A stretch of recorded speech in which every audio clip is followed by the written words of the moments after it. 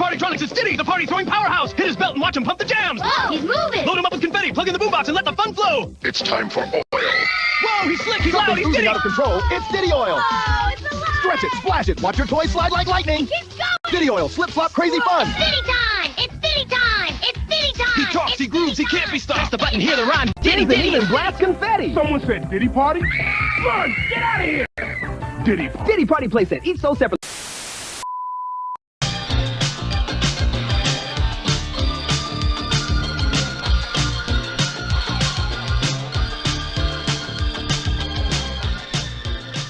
Hi, I hope you're having a good time in Reno, or I mean Vegas, and I hope that not too many of you have discovered that little game with the tiny squares with the dots on it. You know, the one that depends on odds? You know the odds? That's a big part of Vegas, isn't it? Yes, and when you talk about odd, you talk about you folks in Las Vegas this week. You guys really know how to have a good time, there's no question about it. Some of those chaps from General Cinema are just wild. I heard about one who swallowed 12 roulette balls and then took a ride in a clothes dryer. And the people from Canada, that Odeon chain, they are party animals, there's no question about it. We're here to talk about a different kind of odds, and that is the odds that will be in your favor when you exhibit perhaps the greatest comedy motion picture of all time. I mean, this is going to make E.T. look like Raiders of the Lost Ark. You know what I'm saying? This is going to be one HFM. Do you know what I mean? This is going to be the kind of thing that your children are going to say, Dad, I can look up to you now, and I never could before. Isn't it worth it? Isn't it worth it? God, I mean, we made a lot of cheap movies for you guys that made a lot of money, and now we kind of spend a little more than we're supposed to. Columbia Pictures has spared no expense to make this a fine science fiction comedy spectacle. What a bunch of good sports they are. And it is PG. Oh, I'm fucking telling you, it's PG. I mean, that's got to help. I mean, PG, pink gums. I mean, the people who can come in and eat and eat and eat that sugar and popcorn and those soft drinks. And the thickness of the sucrose syrup on the floors of your theaters after this film is over, after every screening. I mean, we're talking inches and inches. It's going to be an exciting time for all of us. And I really hope that you can all be a part of this. And if not, well, it's all right. We got some Canadian Film Board stuff we want you to look at. Now, you might be seeing some black and white footage, and of course you know this is a work print. And we're going to try to show you little bits of the film and get you excited. We certainly are. And if that doesn't work, we have 117 girls who are looking for scholarships to nursing school. They'll be circulating through your rooms over the next day or so. And we thank you, and we hope you enjoy the bit of the film that we've cut together for your viewing pleasure today. Time, take it back to the Ghostbusters. Cool heads under fire, never mess with the Ghostbusters. We know that Columbia is charging a lot of money for this. We heard this. It was our idea. But there are some perks. You'll be able to have the successful comedy, and you'll be able to meet someone special back in your room in just a few minutes. As soon as this meeting's over. That's right. All taken care of by the good people over at Columbia Pictures, subsidiary of Coca-Cola. Coca-Cola Bottling Company. Ghostbusters. The brave, the best, the only Ghostbusters.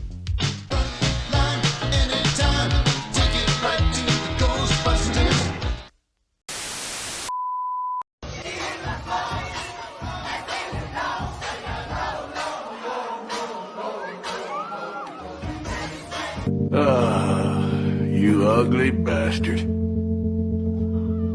You're getting old. Old and kinda sad. No wonder they all leave you. You sour-faced idiot. You ain't fooling no one. Can I get you, ma'am? My pronouns are they, them, and I'll take a venti oat milk, sugar-free vanilla, extra foam, upside-down caramel. Fuck out of here. Done. I win. Cheryl, it's not a race. That's what losers say. What is that? The truth. Every time a new baby is born, the Federal Reserve issues a secret birth certificate printed by a company called the American Bank. That way, the government can use people as currency to back the debt they have with the World Economic Forum, which owns the central banks of every nation on Earth. But the WEF is just a front for the Council on Foreign Relations, which masterminded the 9/11 attacks as a pretext to invade Iraq, take the oil, and install fast food chains to make people slow, fat, and easily abductable by the shape-shifting reptilian aliens it works with. Now, back in the 30s, FDR made a deal with these reptilians to exchange people for technology. That was the basis of the New Deal. But ever since, they've been slowly replacing all the world leaders to create a nuclear holocaust to make global warming real for their takeover. That's how they made up the Cold War, by sending Klycek to space to bite Neil Armstrong while Corbett was faking the moon landing. Now they're using satellite waves, contrails, and measles vaccines as mind control, and fluoridating the water to keep people's gold fillings intact so they can be sent back to, you guessed it, the Federal Reserve, where all the gold and birth certificates are stored by the real puppet master, the world monarch, who is himself only the servant of the all-seeing eye who controls everything in the world. I was wrong. You do win.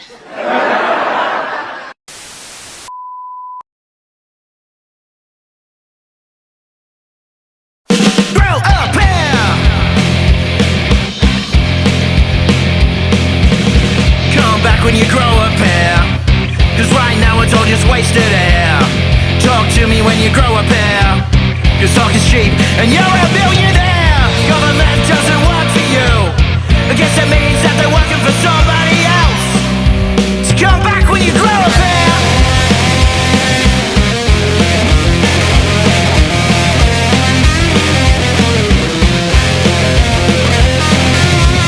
Come back when you grow up here, right now it's all just wasted air.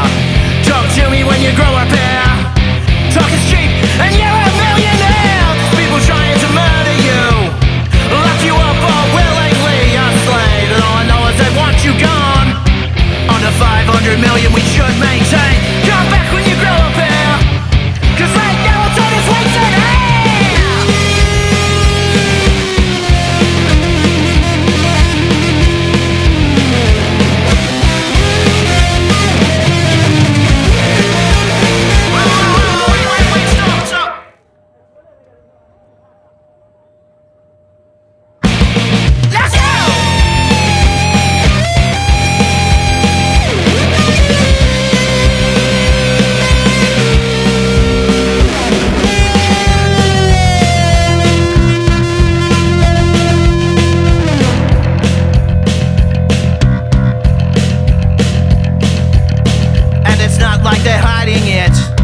Yeah, they put it all out there in clear view, manufacturing your consent. And if you do nothing, then it's on you. There's a battle going on for your soul.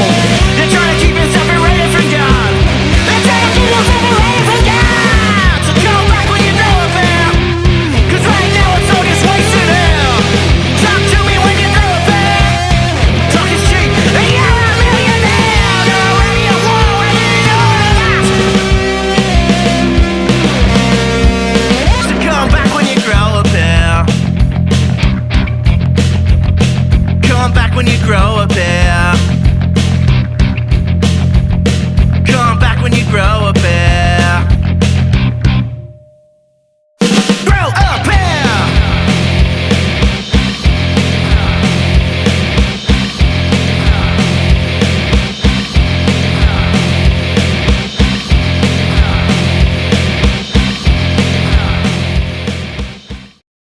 Welcome to The Independent Review, a weekly podcast where we bring you the latest from the world of independent journalism.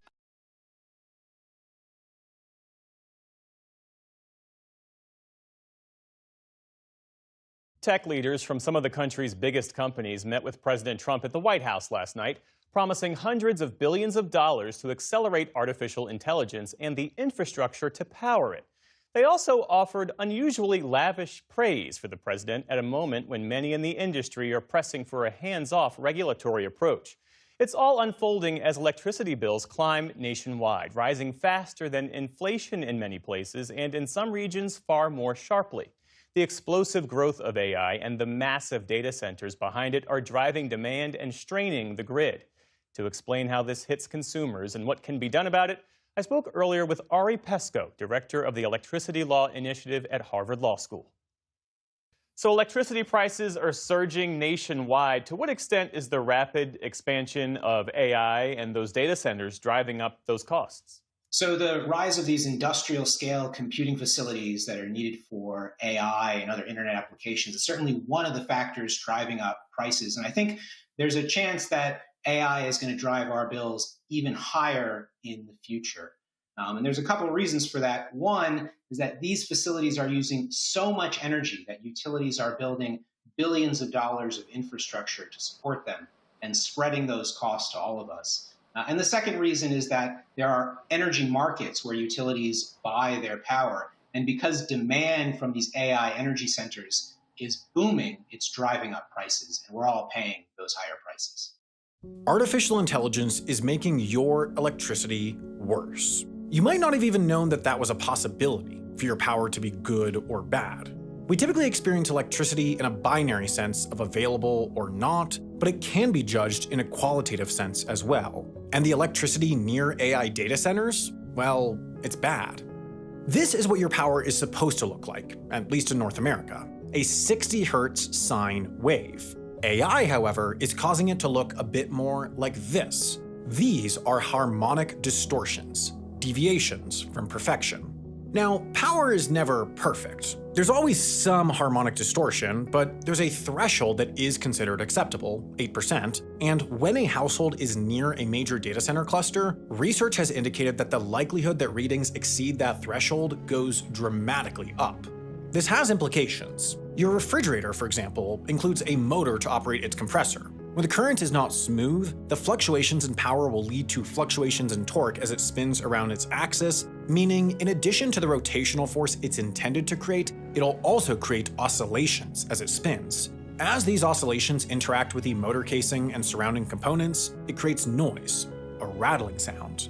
So that's to say, AI is making your refrigerator louder. And that noise is more than just annoying. It's representative of mechanical stress that will lead that motor to die out sooner, spoiling your groceries and mandating a costly, cumbersome fix. The same applies to all the rest of your electronics. The 8% harmonic distortion threshold is set since it's what normal household appliances can handle without shortening their lifespans, so incrementally and ever so slightly, AI is costing you money by making your electronics wear down faster.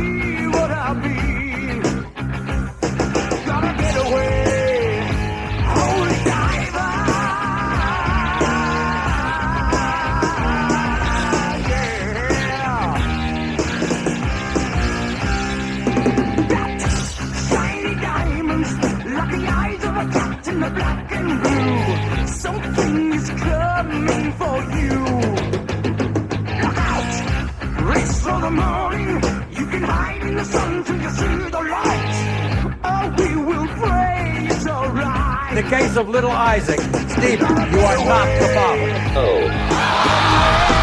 I am out of here. Wait, Stephen? He's running off the... There's a truth that's hard to steal, yeah. The vision never dies. Life's a never-ending wheel. Say, holy diver, you're the star of the masquerade. No need to look so afraid. Jump, jump, jump on the tiger. You can feel his heart, but you know he's mean. Some light can never be seen.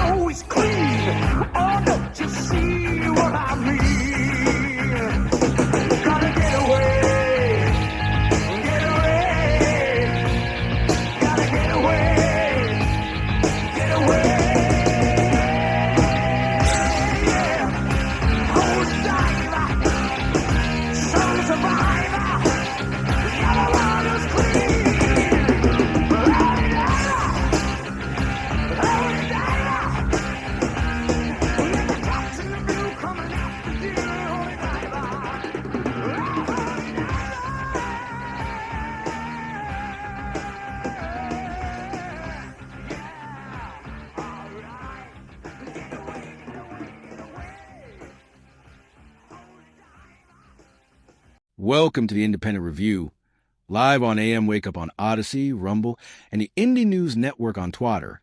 Let's go right into our first clip with Dave DeCamp of antiwarnews.com.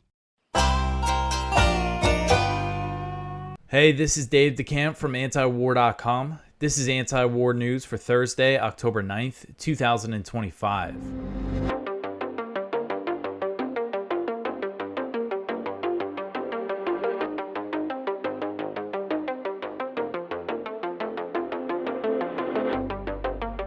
All right, so I am back from my one day off. I had a good time last night doing Timcast with Matt Gaetz, who was the guest host, and Kurt Mills was there as well from the American Conservative. I'll talk about it at the end of the show. We talked about some very interesting things, but I want to start with the news because we actually have some good news to start with. What is hopefully good news, what hopefully leads to peace and relief for the Palestinians in Gaza. The first story at the top of antiwar.com today, Trump says that Hamas and Israel agree on a Gaza ceasefire. So President Trump has announced that Israel and Hamas have both signed off on the first phase of a Gaza ceasefire deal. So this is Trump's post from Truth Social. I'll just read the whole thing.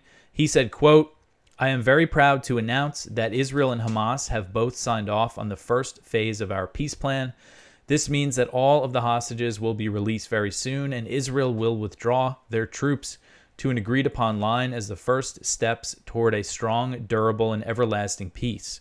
All parties will be treated fairly. This is a great day for the Arab and Muslim world, Israel, all surrounding nations, and the United States of America, and we thank the mediators from Qatar, Egypt, and Turkey who worked with us to make this historic and unprecedented event happen. Blessed are the peacemakers," end quote. So Dropsite News reported earlier that Hamas and other Palestinian factions had agreed to a framework for a Gaza ceasefire deal, and it wasn't long after that, those reports first came out, that Trump announced this. And Trump is saying he might travel to the region this weekend, go to Egypt, and I believe Israel. And according to the Dropsite report, Hamas has actually agreed to a deal that will involve Israeli troops remaining in Gaza. As Trump said, they're going to pull back to some kind of line, but as I understand it, they're still going to control and occupy a good portion of Gaza. After Hamas releases all of the Israeli captives that are still in Gaza, there's still going to be Israeli troops. Hamas was initially opposed to a deal that did not include a full Israeli withdrawal from Gaza with the release of the hostages. A source told Dropsite that Hamas was now trusting President Trump to guarantee that Israel will not restart its genocidal war. The source said, quote, "Trusting Trump's word is the gamble they are taking. If it works, they will be considered geniuses. If it fails, they will be considered fools. It's as simple as that, end quote. So Israel previously broke the ceasefire, the Gaza ceasefire deal that was signed in January. They've been flagrantly violating the Lebanon ceasefire. So they have a lot of reasons not to trust Israel, that they're going to keep their word, and that once Hamas gives all its leverage away, that they're not just going to restart the bombing after that. And they're saying that they're taking Trump's word. And there's a lot of reason to doubt Trump's word when it comes to things like this related to Israel and the Middle East. I mean, you look at what happened to Iran when they were engaged in negotiations with the U.S. So there's a lot that could go wrong here, and all the details aren't worked out. And another thing is that Al Jazeera reported that Israeli airstrikes hit Gaza City as Palestinians were celebrating Trump's ceasefire announcement. Oh, another detail here. Netanyahu said that he's going to convene his government tomorrow on Thursday, and they're going to approve the deal. So I don't think there will actually be officially a ceasefire until that happens. And historically, Israel has ramped up its bombings, in the hours leading up to a ceasefire. So hopefully it doesn't get too bad. But there's reports of airstrikes happening basically right now as I'm recording this. Again, all the details, haven't been worked out for the deal. Trump's language, he said that they agreed to the first phase. There's still a lot of other things that need to be worked out for the long-term deal. So again, there's a lot that could go wrong, but let's hope, and I'm certainly going to pray that this, again, leads to some real peace and relief for the people in Gaza and brings a calm to the region. Because one thing that this will stop too is the Houthi, the attacks from Ansar Allah in Yemen. It'll really bring calm to the region. All right, so the next one here, Israel has damaged or destroyed 83% of all buildings in Gaza City.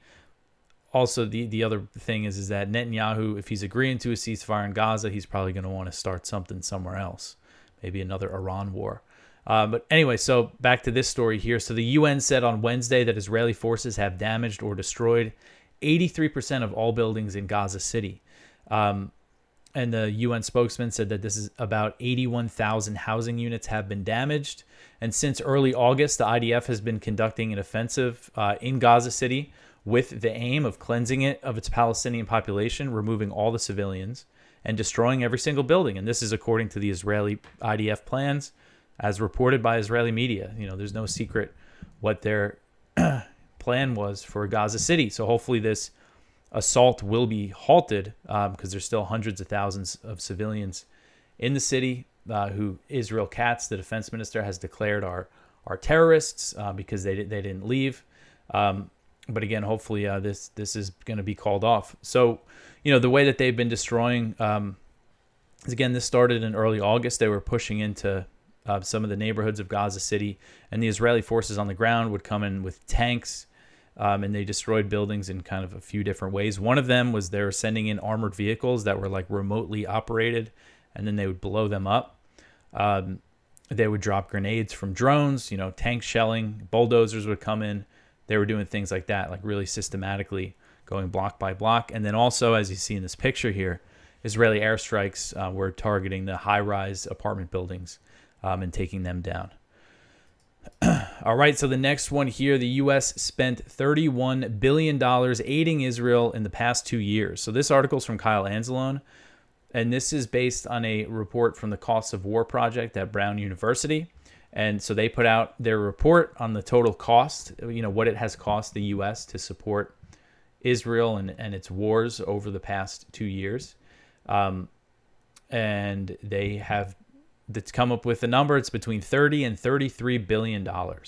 And that includes military aid, which is about $21 billion. An important caveat here is that doesn't include all of the weapon sales that have been approved, the U.S.-funded weapon sales, but haven't been, completed yet. So there's still other things that have been approved that are not included in that $21 billion. And then, so you have that. And then there's also the military cost for U.S.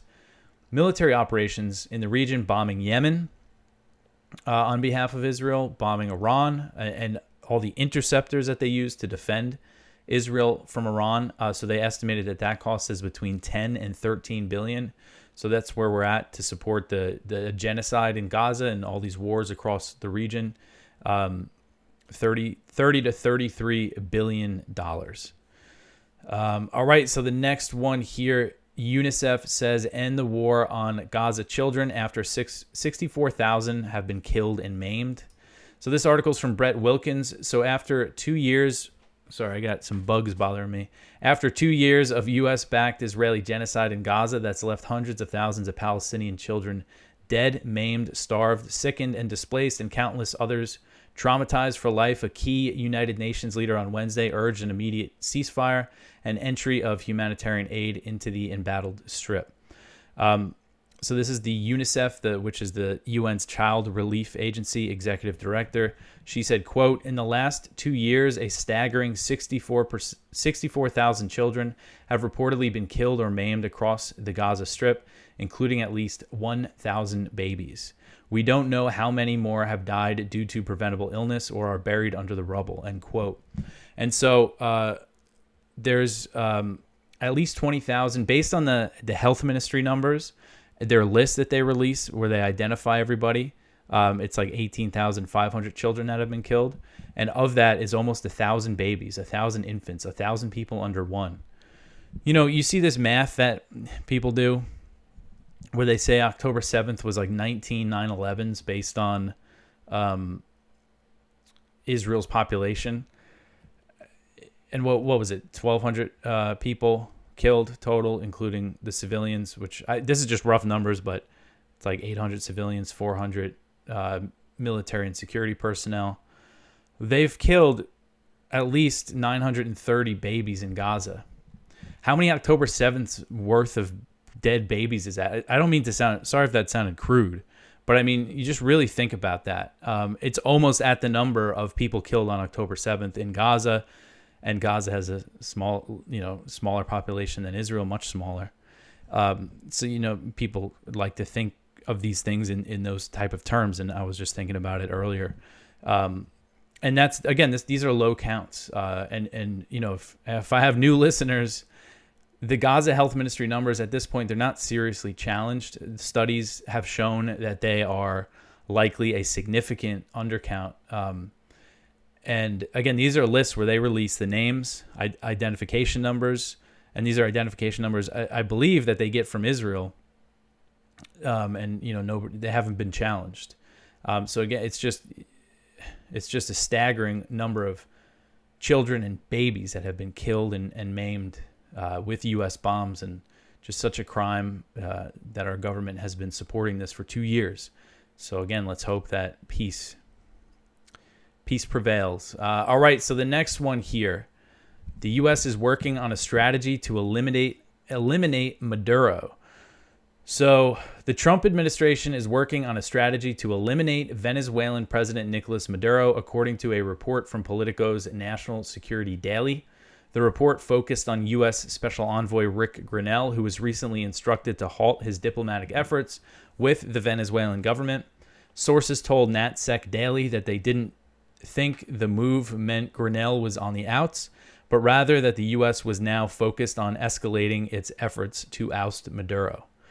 So a person familiar with the Trump administration's thinking told NatSec Daily, quote, "The president is serious. No more mixed messages. No more excuses. There is now a coherent whole of government strategy to eliminate Cartel de los Soles and its leader," end quote. So that's the Cartel of the Suns, and what they're referring to there, this is a term that's used to describe a network of Venezuelan government officials, government and military officials allegedly involved in drug trafficking. And this is not like a real organization that has a structure. They don't go around calling themselves the Cartel of the Suns. But despite that, the U.S. has declared that they're a terrorist organization. They claim that Maduro is the leader, and Maduro and other Venezuelan officials have denied these allegations, pointing to the data that shows the majority of the cocaine that is produced in Colombia does not go through Venezuela. And of course, we've seen Trump and other officials frame this as a battle against fentanyl, which just does not come from Venezuela.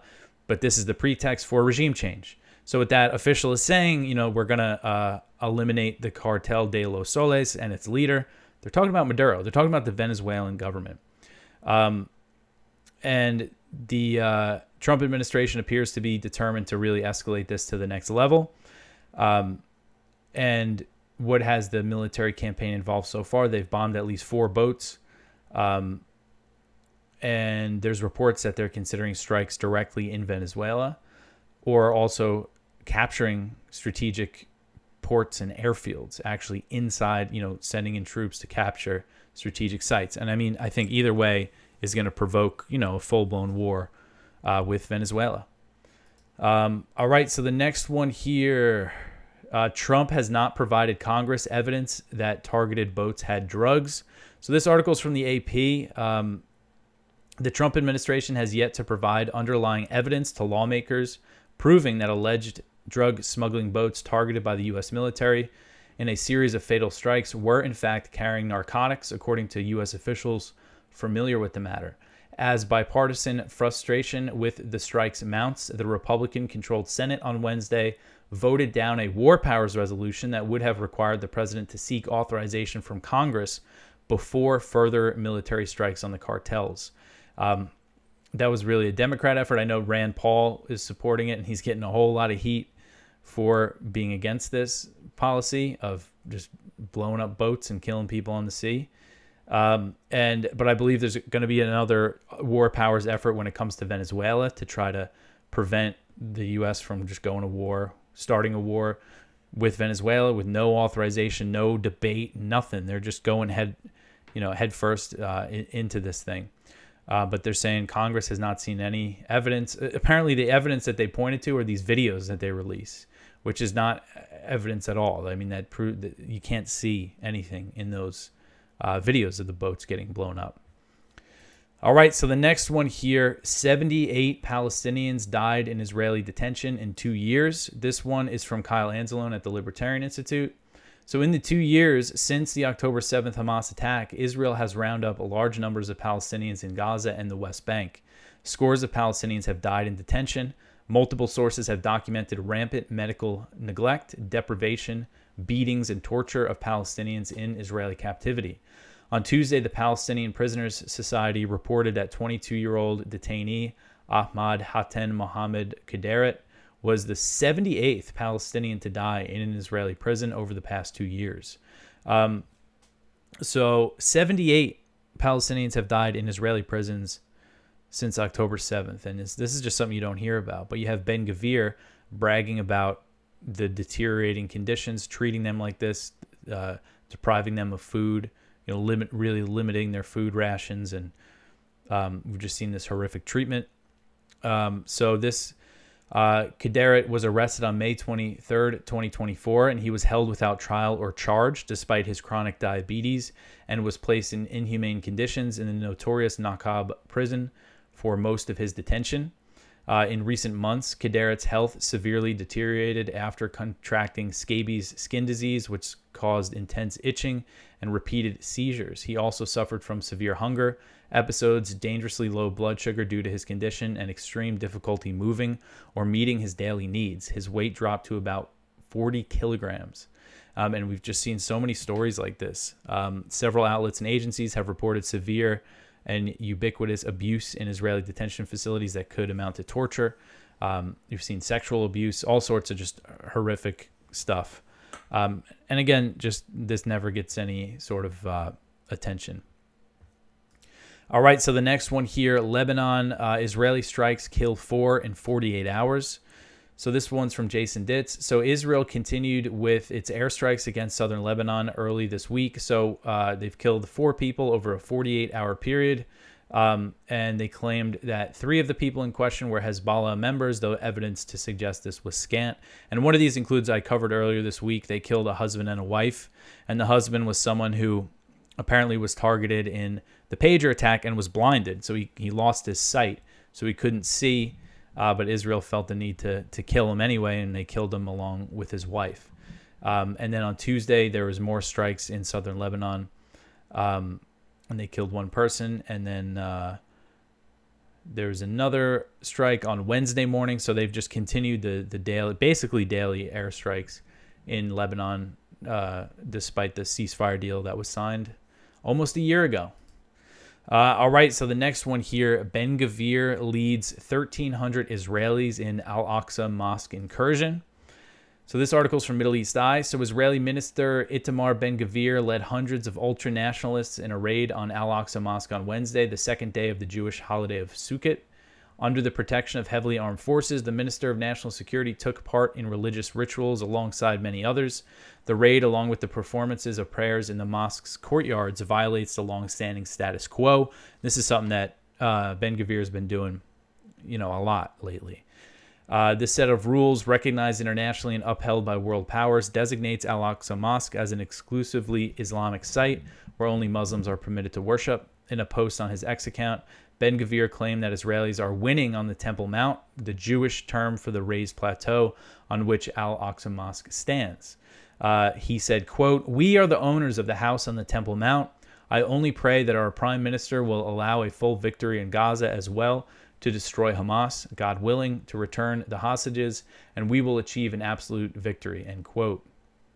According to the Islamic Wakeup Department in Jerusalem, approximately 1,300 settlers stormed Al-Aqsa Mosque on Wednesday, following the incursion of another 500 settlers on Tuesday. And I think, this is, Ben-Gvir is just trying to provoke Palestinians. I think he would like to see, like an uprising in the West Bank, another intifada or something, so then they could use that as the pretext to really ramp things up. I mean, things have been very ramped up in the West Bank. But, I think he wants to see a Gaza-style campaign in some of these West Bank cities. I think that's a big part of his and, Smotrich's thinking. Smotrich also attended some settler event in the West Bank on Wednesday. They're both settlers themselves. But, Ben-Gvir, he is a terrorist supporter. He was a supporter of Baruch Goldstein, who was, I think he was from Brooklyn, who, I forget what year, but he went into a mosque and killed a bunch of Palestinian civilians. And Ben-Gvir had a picture of him hanging in his office or in his living room or something, openly praises him. So this is who we're dealing with here. And again, I think the purpose of what he's doing here is to provoke the Palestinians. He wants to start more conflict. Next, we have this clip from Hrvoje Moric and his guest James Corbett. Welcome to another edition of Geopolitics and Empire. As usual, support the podcast, and you can do that through Substack by becoming a paid subscriber. I do a weekly roundup and analysis of the news and host off-the-record Zoom calls with supporters only. And my exclusive sponsor this month is the Expat Money Online Summit, expatmoneysummit.com. I'll be participating in one of the VIP panels. You got Doug Casey and a whole host of others talking internationalization with a focus on Latin America. You can sign up for free to watch the live stream. I think each day you get 24-hour access. Beyond that, you can use the access code EMPIRE, and you'll get 20% off the replay. Returning to the podcast is James Corbett of the Corbett Report to discuss his book, Reportage, Essays on the New World Order. I've got my copy right here. Welcome back, James. I am glad to be back and really debating whether or not I should. Okay, I will. It is not reportage. It is reportage.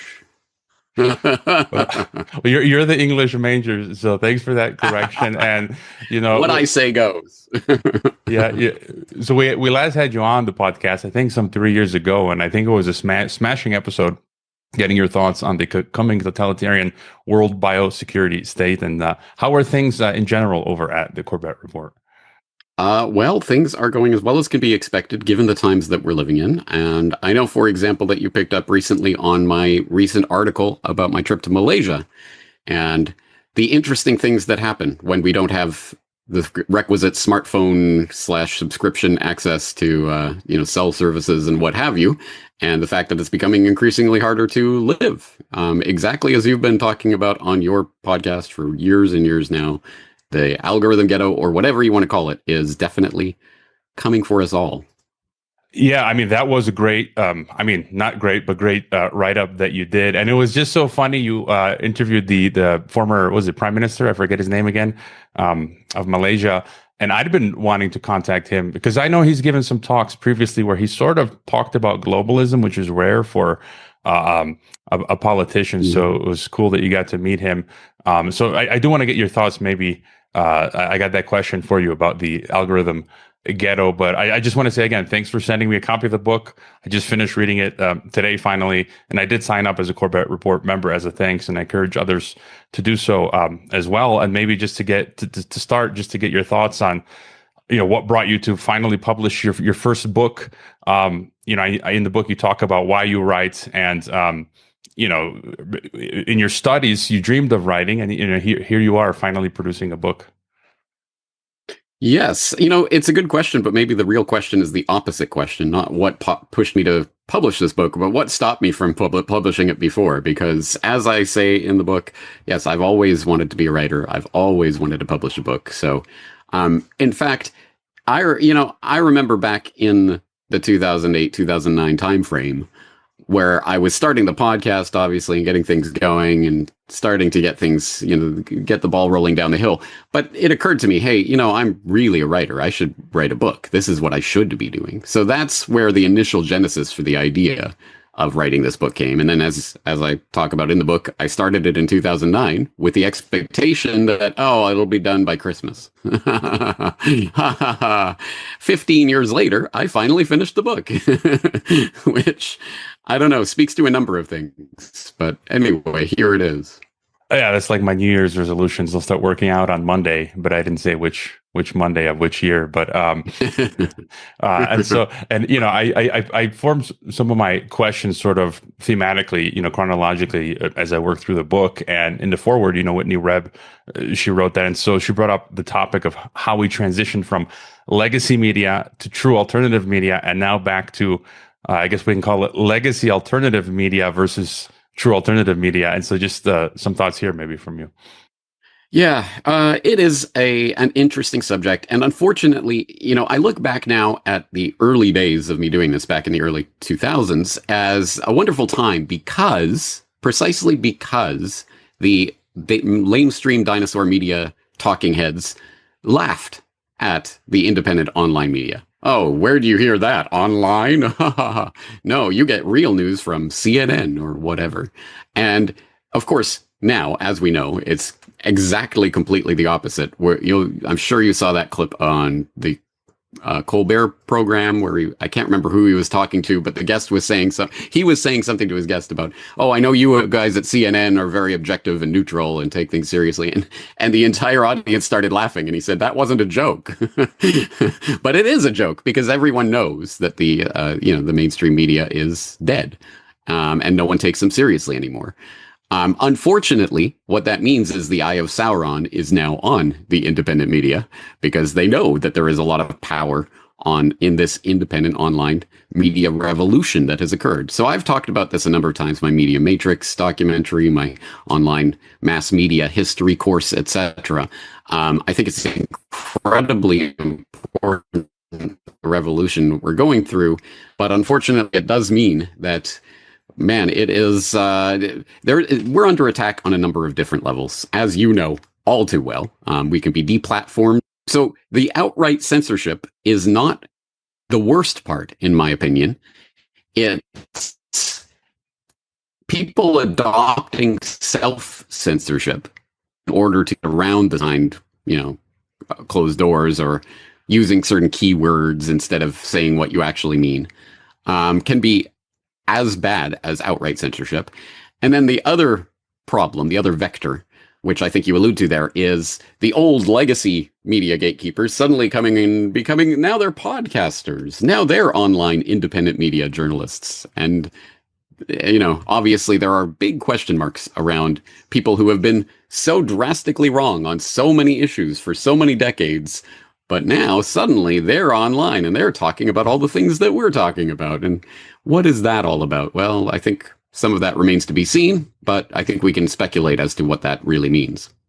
Yeah, and that's something a lot of us talk about and I think should continue to talk about. I found it amusing you mentioned in your book about how you got married, had 2 children, purchased a single family house, and became a full-time podcaster. And that's exactly my scenario as well. By the way, I did find a spelling error in one of the footnotes. Guarantee. Oh no.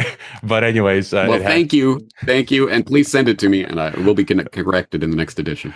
Yeah.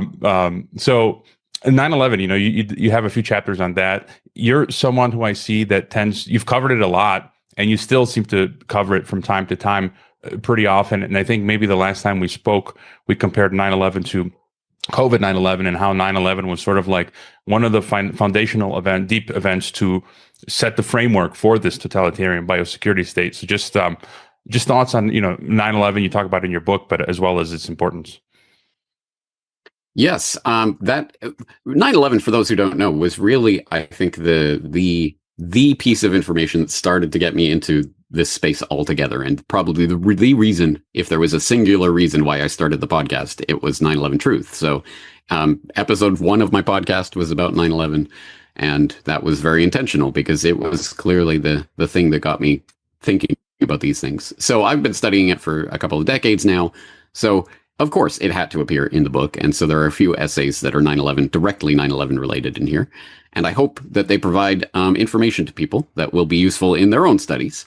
Having said that, yes, there's no doubt we were told over and over and over and over in the days and weeks and months after 9/11 that the world has changed forever, and it did. I mean, that was at least the excuse for the outright rolling out of a new governing paradigm, which I have called the governing paradigm of the 21st century, which is rule by emergency. And the best way to put your finger on that is the ongoing declaration of emergency and emergency powers that was invoked by George W. Bush on September 14th, 2001. As a result of the 9/11 attacks, he took these special emergency powers and this emergency declaration, and that national emergency has been continued every single year since then. The most recent one was, I believe, issued on September 3rd by the Trump administration. Again, because of the ongoing threat of the terror attacks, we are extending by one more year the ongoing national emergency. So I think that encapsulates what this is about. It has turned the governing paradigm of the United States and every other country, really, into this ongoing continuous emergency paradigm where they can do whatever they want. And we saw that, we've seen that obviously through the war of terror and the Homeland Security state and the development of the biosecurity state and all of that came from 9/11. But we saw what that looks like even more clearly during the COVID emergency, where it didn't matter. Constitutional, constitutional, who cares? Any sort of idea of rights or freedoms or whatever, all out the window. And yeah, some of them later on, a judge came and said, well, actually, you can't fire people for not taking the vaccine and things like this. But by that point, it didn't matter. It's already a fait accompli. Well, lots of people had already been fired or forced out of their jobs, etc. So during times of crisis and emergency, the powers that shouldn't be can do whatever they want to you. Or at least that's what they'd like to think. And I'd like to think that the lesson, if we learn any lesson from the past few years or the past couple of decades, it is that this emergency power that the government likes to claim in the event of an emergency only works when we go along with it. Only works when enough people are scared enough to comply, to do what they are told. And I would like to think that we should be ahead of the next crisis that is in the works, that they're planning, that they're thinking about already. And in the event of that next crisis, if we are already pre-prepared and pre-positioned to say, no, when there's this big spectacular thing that shows that you aren't taking care of us, like, your job is supposed to take care of the people. I don't believe any of that, of course, but that's what they sell to the public, right? And that's the reason we have this imaginary social contract and we all comply and obey authority figures, is because they're taking care of us. Well, in the event that they show that they are not taking care of us and they demonstrate that they can't keep us safe, then we should not comply. And we should be ready and already ready to say that before the event even happens, let alone in that crisis emergency scenario. So imagine the mushroom cloud going off, somewhere over whatever, Chicago or Detroit or something. And you can imagine what the response would be immediately. Immediately, the government's going to crack down on absolutely everything, internet communications and everything else you can imagine. And people losing their minds in fear. Oh my God, what's happening? Keep us safe, government. No, we have to pre-position it so that the response will be, hey, look, the government can't keep us safe. We have to completely alter that narrative so that people do not comply with authorities in the event of that declared emergency, because that is their power. That is the power of the false flag events of all sorts. As long as we panic, freak out, and give over all our sovereignty every time there's an emergency or crisis, they're going to create more emergencies and crises. Yeah, that's one of the themes of your book, as well as one of the solutions. You also describe our colleague Richard Grove's experience with 9/11. He's slated to be the following guest for the first time in Geopolitics and Empire, and so that's really cool. As well as Drew Treglia of Jones Plantation comes after Richard Grove, and I think you incorporate some of the philosophy of Jones Plantation into your book. And one of the other sections is up-down politics. I really enjoyed that. You really fleshed that out. Where you talk about how most people want downist policies, which means more decentralization, less laws, more freedom, but all we get, left or right, are more power going upward, more centralization, more control, more regulation. And I had a spat this week. It was announced that here in Mexico, someone from Sheinbaum's Morena party proposed 6 years jail for memeing politicians. And I shared that story, and some of my Mexican leftist friends got seriously angry with me. And these are the people who I've explained to that there's only one party in power everywhere, the upists. And I find one of our biggest problems are these lemmings who are going to run us all off the cliff. And so just, your further thoughts on the false paradigm that has ensnared us. Yes. Well, I'm glad that you enjoyed Up-Down Politics, because it strikes me, and it has struck me for a long time, that part of our problem is I won't even say our inability. It's almost like, that's like blaming the victim. No, we have been taught, we have basically been conditioned into thinking that the entire political universe is the left-right spectrum. And that, of course, that negates an entire other dimension of political activity, political thought, which is that centralization versus decentralization axis. And if we don't have any vocabulary for that, if we can't even conceptualize that, then we are going to be divided and conquered. Because if it is only about a left-right spectrum, then, I voted for Team Red, you voted for Team Blue, I hate you. And it gets half of the population consistently hating the other half of the population.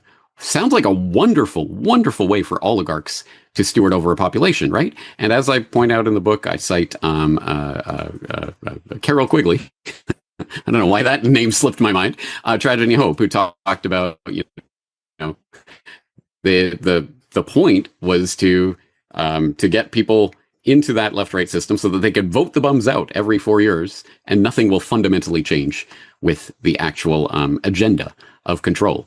And that's exactly what has happened, and it has been incredibly effective, and unfortunately only seems to be gaining in effectiveness as people start to lose their minds now, certainly in the American political context, right? It seems the Civil War 2.0, whether real or ginned up or whatever it is at the very least, it is becoming a real phenomenon because people are investing their identities in this left-right spectrum.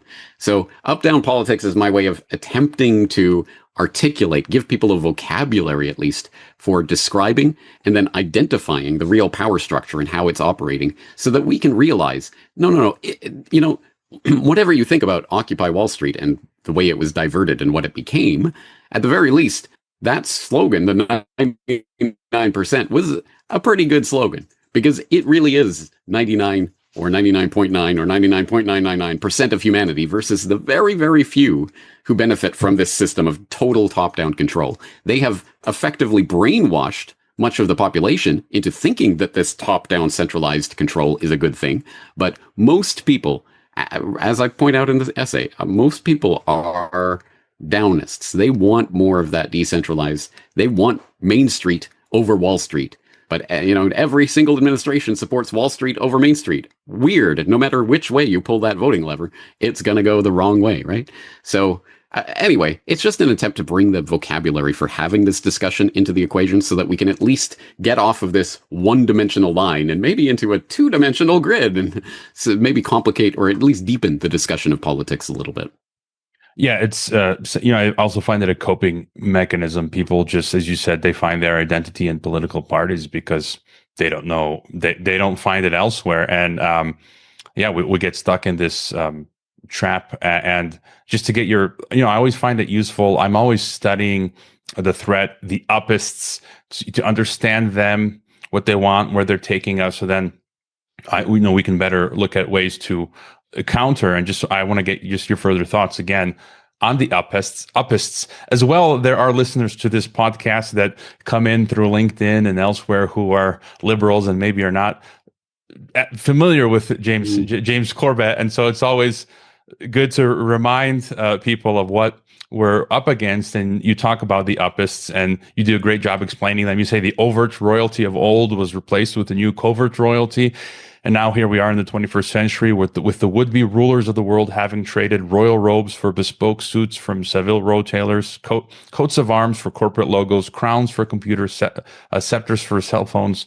The throne rooms of yore have given way to boardrooms, federal courtrooms, social club dining rooms, and corporate backrooms from which the rest of humanity is directed. And in a nutshell, basically, you show time and time through your book a one world government, a one world currency, regional unions. I mean, in fact, today you talk about the North American unions and some other examples, but just today, Carney was with Trump in the White House, and Trump called for the merger of Canada and the United States. So just, your if you could just your further thoughts on who are the upists and what do they want?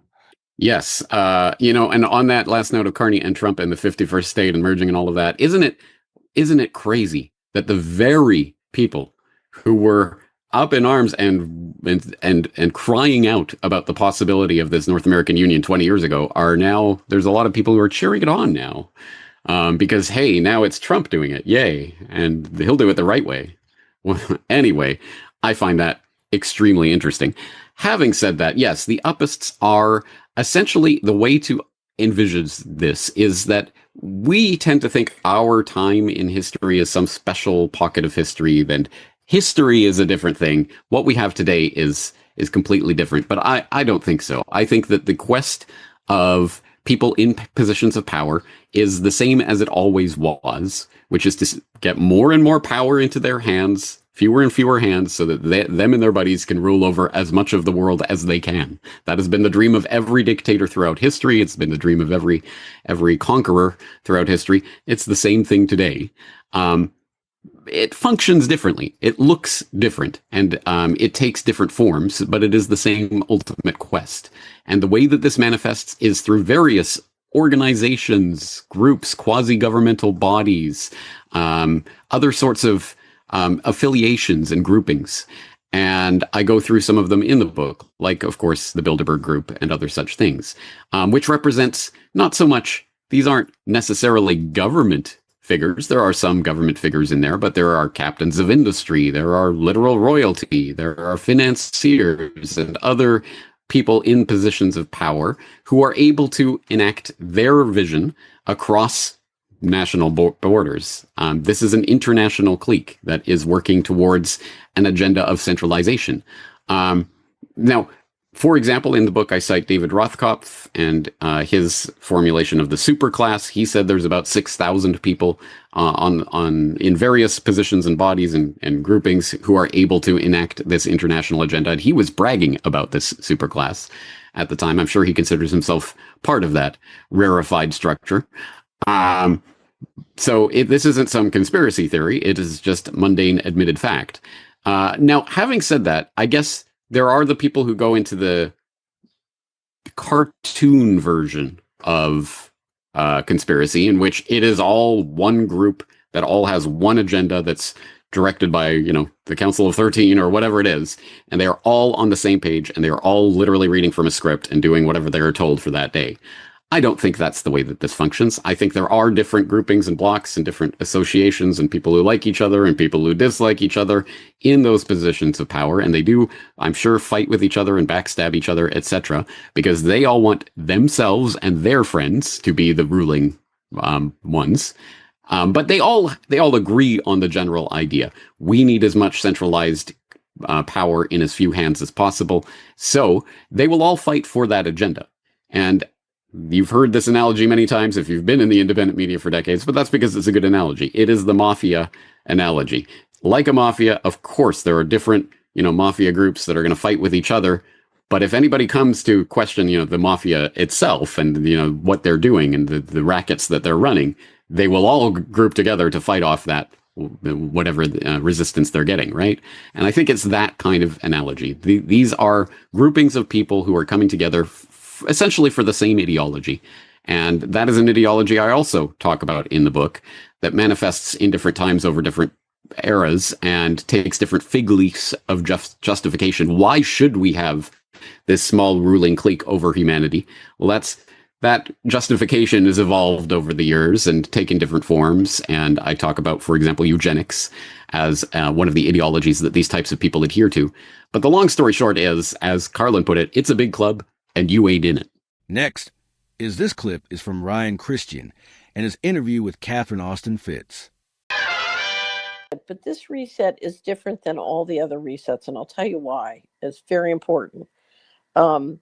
This reset, because of digital technology, they can literally end currency and implement a financial control grid, which is the equivalent of slavery. We are evolving from a central banking warfare model, with markets and capitalism, to a control grid that basically turns the, I use Whitney Webb's word, it turns the planet into a panopticon. If that's a crime, Trump's going to jail.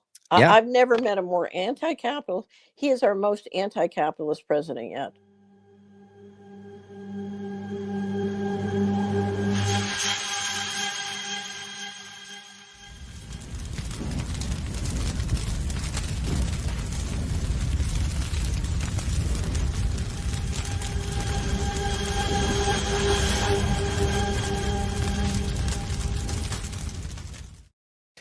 Welcome to The Last American Vagabond. I have Catherine Austin Fitts joining me today for a very important conversation, something that I've been reviewing and seeing and discussing in different ways, but really kind of dove into recently with an article written from Gen X Girl for The Last American Vagabond entitled How American Tax Dollars Prop Up Israel's Zombie Economy.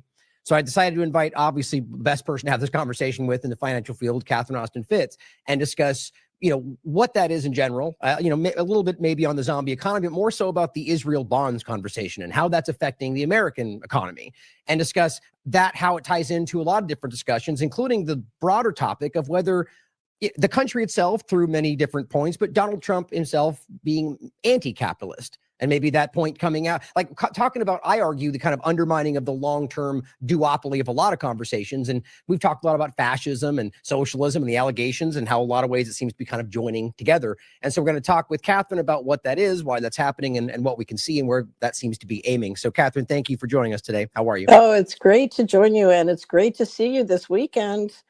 I Yes. have the most beautiful watermelon sitting in my kitchen. I love watermelon, and that is the biggest, heaviest that's the heaviest watermelon I've ever seen. All I can say is your garden has a lot of water. Yeah. Thank you. Lots of love.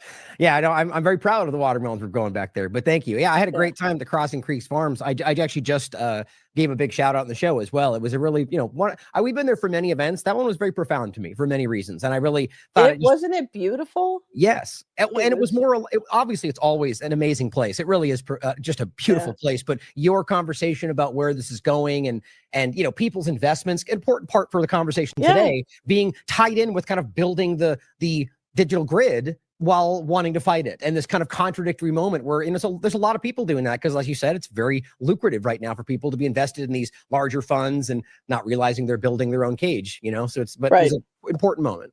Right. And a beautiful, beautiful day. Tennessee's a beautiful place. I've been in a lot of places and it is my favorite. I lived in Hawaii for 2 years and I think I would still choose Tennessee right now. Obviously, for plenty of other reasons as well, as we both choose it. But so let's start with the general conversation of what Israel bonds. The discussion of what that is for people that don't know. I mean, I myself am very, I'm on the lighter end of understanding a lot of these financial points and what it means, and then get into the point that I want to get into is how essentially it seems Americans are being forced to do this, even though it seems to be losing the money, and what that really shows us. So what you're watching, both through the U.S. budget and the federal credit, and now through steering of people's investments, you're seeing a hijacking of our financial resources and assets, I would say, to serve a distinctly anti-American, anti-capitalist group. I mean, I make no bones about it. I think the people, Netanyahu and his clan are basically a criminal syndicate. And I don't think they have any religious or moral philosophies. And if you look at the extent to which we are pouring money into financing the Holocaust in Gaza, or financing all sorts of shenanigans by this group, it's extraordinary. And as you can see, there's more and more indication of lawlessness in the way that they affect our governance structure, from the refusal to release the Epstein files, which I would put right at the top of this challenge, to AIPAC basically controlling congressmen, to having people in both the executive branch and congressional branch have dual citizen passports, and terrible conflicts of interest. So we're literally watching the American government hijacked by private and foreign interests in a way that is very anti-American, very anti-capitalism, and very much, in many respects, I would say, against the law. Yeah, very much so. And this Israeli bond situation in Florida is an example of trying to make something legal that is clearly not legal. If you look at all of the history of the investment of taxpayers' money through the pension funds or through the state and local budgets, there is a lot of history of something called the prudent man rule and fiduciary obligation. And you are never supposed to invest in anything that a prudent man wouldn't do. And of course, one of the ways that government officials tell the difference between prudent and non-prudent is through bond ratings. And what we've seen in the last 20 years is the Department of Justice politicized bond ratings. They, after the financial crisis, when Standard & Poor's tried to drop the U.S. bond rating, Department of Justice went after their holding company and almost destroyed it. And so the clear message was, ratings are political. But now what we see is bonds that don't make the investment grade rating. And now we see DeSantis, unfortunately, passing and signing a law, the Florida legislature and DeSantis, basically making it possible for local authorities to invest in these bonds. And if you look at the amount of money that you've reported they're putting in, this is really taking from the poor and giving to the rich. Right. And I know the biggest position is in Palm Beach, and there are many, many wealthy people in Palm Beach, but there are also taxpayers in Palm Beach who are not wealthy. And this is very disturbing, because what we're talking about is we've watched a steady collapse of our financial controls in the United States. And it started with the financial collapse of the U.S. government finances. So the U.S. government is clearly operating way outside the financial management laws. We've seen a refusal to produce audited financial statements as required by law. And now we've seen the government in 2018 adopt an administrative policy that says we can keep secret books. Right. Now, an administrative policy cannot overrule the Constitution and the laws and the regulations. It's junior to all three of those layers, and yet they're doing it because Congress and the executive branch agree that they can do it. And no one, Congress has the power of the purse, so they can turn off the money and say, unless we get audited financial statements, no appropriation for you, or, we cut your appropriations by a certain amount. It was really funny. Warren Buffett said the other day, it's real easy if you want to balance the budget. Just say that, if the deficit is more than 3% of GDP, all incumbents get thrown out of office. He said they'll balance it real quick. Right. Right. I was gonna say that point goes for so many other things as well, right? I mean, if you put their money, have them have personal responsibility in these actions, and you see things change very quickly. And you pointed out that in Florida, as well as Pennsylvania and plenty of other states, they've passed laws that make it prohibit the divestment from these, even though they're losing money. And it just seems like it seems criminal, as you were saying. To me, this is criminal. Yeah. This is a complete violation of fiduciary obligation. And this is happening at the same time. If you look at what's happening in the First Amendment, the Second Amendment, and all sorts of areas related to financial management, what we're seeing is basically a new philosophy that we don't have to obey the law. We can just, break things and move fast. It's the tech model of we don't need to pay attention to any of those things. I don't know if you saw the Attorney General's testimony recently. Yep. It was amazing because basically what I heard, my impression is her saying, look, we don't have to obey the law and we're going to do whatever we want. If you don't like it, tough. Right. I mean, there's this feeling that the political power rests with the criminal syndicate, and the criminal syndicate can do whatever they want. And as long as if you do what they want, you're protected. I mean, and the clear mess, this is not just in the domestic area, this is international too. Mm-hmm. So all over the world, and that was the message of shutting down USAID. USAID was basically soft power. You go into a country and you buy everybody, including with all these ridiculous things. Now we're saying, okay, we got the Palantir system. We can manhunt and kill you. And now we're going to a hard power system. Well, let me ask you something in regard to the point you made in the beginning, which I completely agree with. It's very clear, if anybody's being objective and honest about this, that Israel, as well as other moneyed interest lobbying group, maybe other countries, are influencing policy in this country very clearly. So, but as you highlighted there, is it your opinion, or how do you see that ultimately that became the reality because of, let's say, Israel manufacturing that, or more so that the U.S. government, through, I guess, just profiteering, opened that door to outside interest using lobbying to basically take control that allowed that, and Israel just took advantage? You see what I'm saying? So, which way do you look at that? So I would say Israel is a portion, and I don't want to say Israel because Israel's a country full of many people. Right. We're talking about a syndicate that runs Israel that is essentially American. Mm-hmm. I mean, Netanyahu, I grew up in Philadelphia. Netanyahu went to Cheltenham High. He's a graduate of Cheltenham High in Philadelphia. And I could have told you, never give a nuclear arsenal to anybody who graduated from Cheltenham High. Just don't do that. Okay. Then he went to MIT, went back to Israel to be in the military. Then he came back to MIT.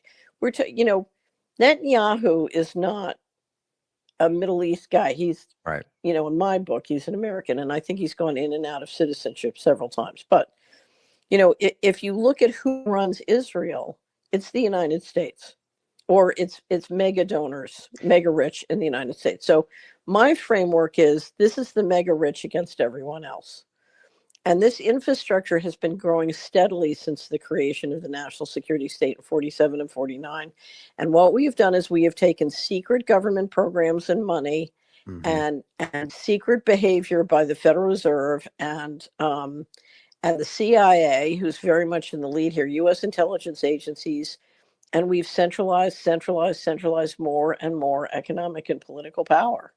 And one of the ways we've done that is by basically running economic hits all around the world. So we're just publishing our new wrap up on plunder, and it gives chapter and verse. And one of the things you would hear the people doing those economic hits all around the world is eventually we're going to have to come back and do our domestic populations. Mm-hmm. And now what you're watching is a process happening in both Europe and the United States and the G7 nations, where they are now plundering their own populations because they got their whooped in the Ukraine, and now they can't plunder Russia. So now we're coming home and plundering home base. Right, exactly. Which, arguably, like you said, was always the plan. And I think it's important to overlap with this as well before we get into the more other aspects of like the lie about capital, or rather Trump being anti-capitalist. there's an overlap to this in regard to the universities, constitutional actions like BDS as well, that ultimately the argument that the Gen X girl makes as well on the article, but I've seen many other reports about it, is that so we had the BDS movement getting a lot of traction. And and this even overlaps, by the way, with the TikTok point, as Glenn Greenwald points out, that there was really two main elements that was, the largest issues. There's plenty more, but that was the campus protests and awareness through that Greenblatt said himself, it's a generational problem, and then TikTok. And both of them effectively have been dealt with through Donald Trump's actions. And it's not just a left-right thing, but so let's look at TikTok. Well, let me make one really quickly. The point I was going to make, and then we'll go to TikTok, was simply that the argument was from the Bond side of it that here's an actual article from Times of Israel making this exact point, that hey, we're going to do this as an alternative to BDS, and they literally called it, what was it called right here? The bonds donated to schools. And the point was they donated these to schools knowing that schools weren't allowed to basically divest from them to a certain period of time. Then they were locked in and were able to divest. And so it's a deliberate effort from the Israeli government to sort of undermine the constitutional rights of individuals and the ability to divest. And so TikTok is a similar overlap. But go ahead. I just want to make that point about how coercive that is. Right. So when the TikTok brouhaha started, the problem was So let me talk about Gaza. A lot of times I'll refer to Gaza as a Holocaust, but let me refer to Gaza as a real estate development. Okay. I mean, if you look at the peace plan, it's pretty clear it's a real estate development. You take a piece of land, you clean off by killing or moving the people who are on it. You take the oil and gas, you take the water, and you decimate the infrastructure, and you do all of that with taxpayers' money, right? Right. And then so now you've got a clean slate. You come back in, and suddenly Donald Trump and Tony Blair are in charge of the new place. And then you say, "Oh, let's fix Gaza," and you bring in lots of taxpayers' money, and you build it up. Except now you and your pals own it, right? So it's a taking. Right. It's a and taking. They've been clear about that. I mean, they've publicly been praising the idea of the real estate deal that it is. Right. So they've been very clear. Now, the problem on TikTok was it was interfering with the real estate development. Right? That's you're a group of people and you're trying to take control of land for free, and you're getting interrupted, right? And TikTok was interrupting you. It was making it, it was threatening your ability to assert control of the real estate. Okay. So TikTok had to be dealt with. Now, here's what you need to know, looking at the sort of holding company and ownership structure. At the time that they said TikTok was a problem, TikTok was not owned by the Chinese. 20% was owned by the Chinese founders and employees, and they had operational control. But you had 45% or more that was owned by U.S. private equity firms, including KKR. Right? So their problem wasn't ownership. It was operational. They wanted to be able to openly censor. Right.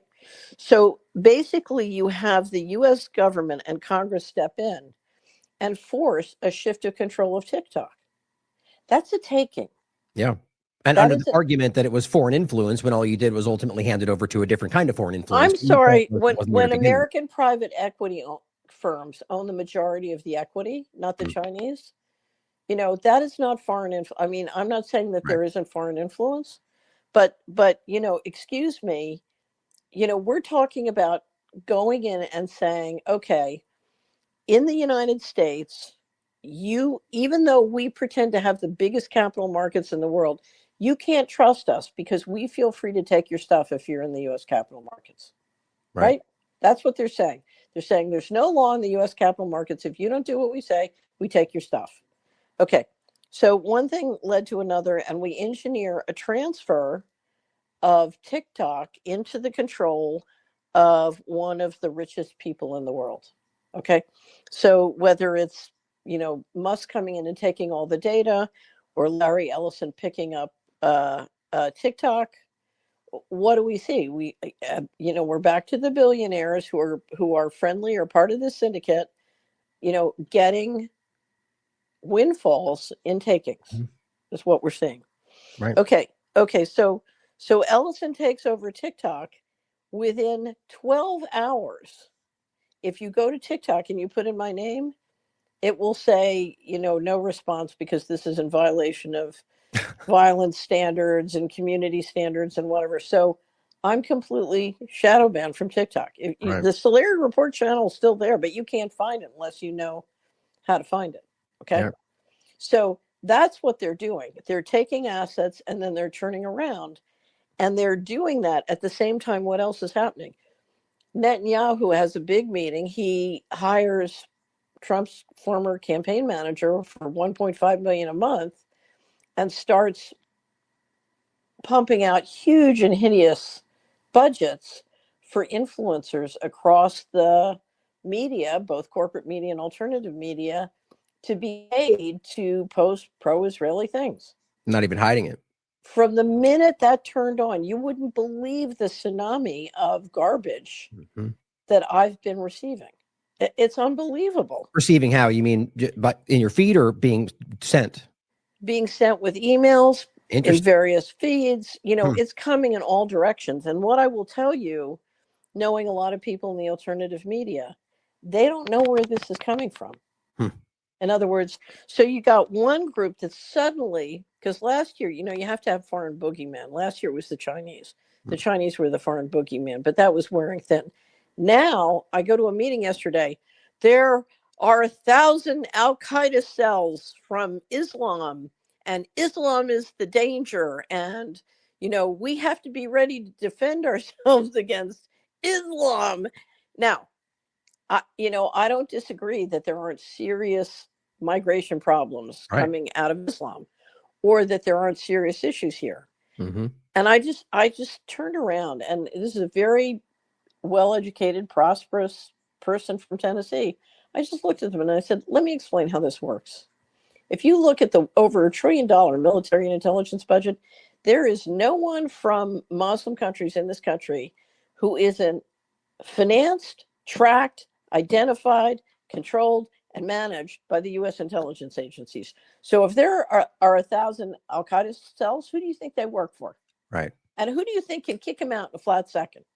I mean, we're talking about living in a panopticon here. Okay. And if you don't understand that after Palantir, you know, so the notion that suddenly we got to worry about the Islamic boogeyman. And I just said to them, look, the problem you have to worry about is that your Congress is controlled by foreign interests. Listen to Tucker Carlson.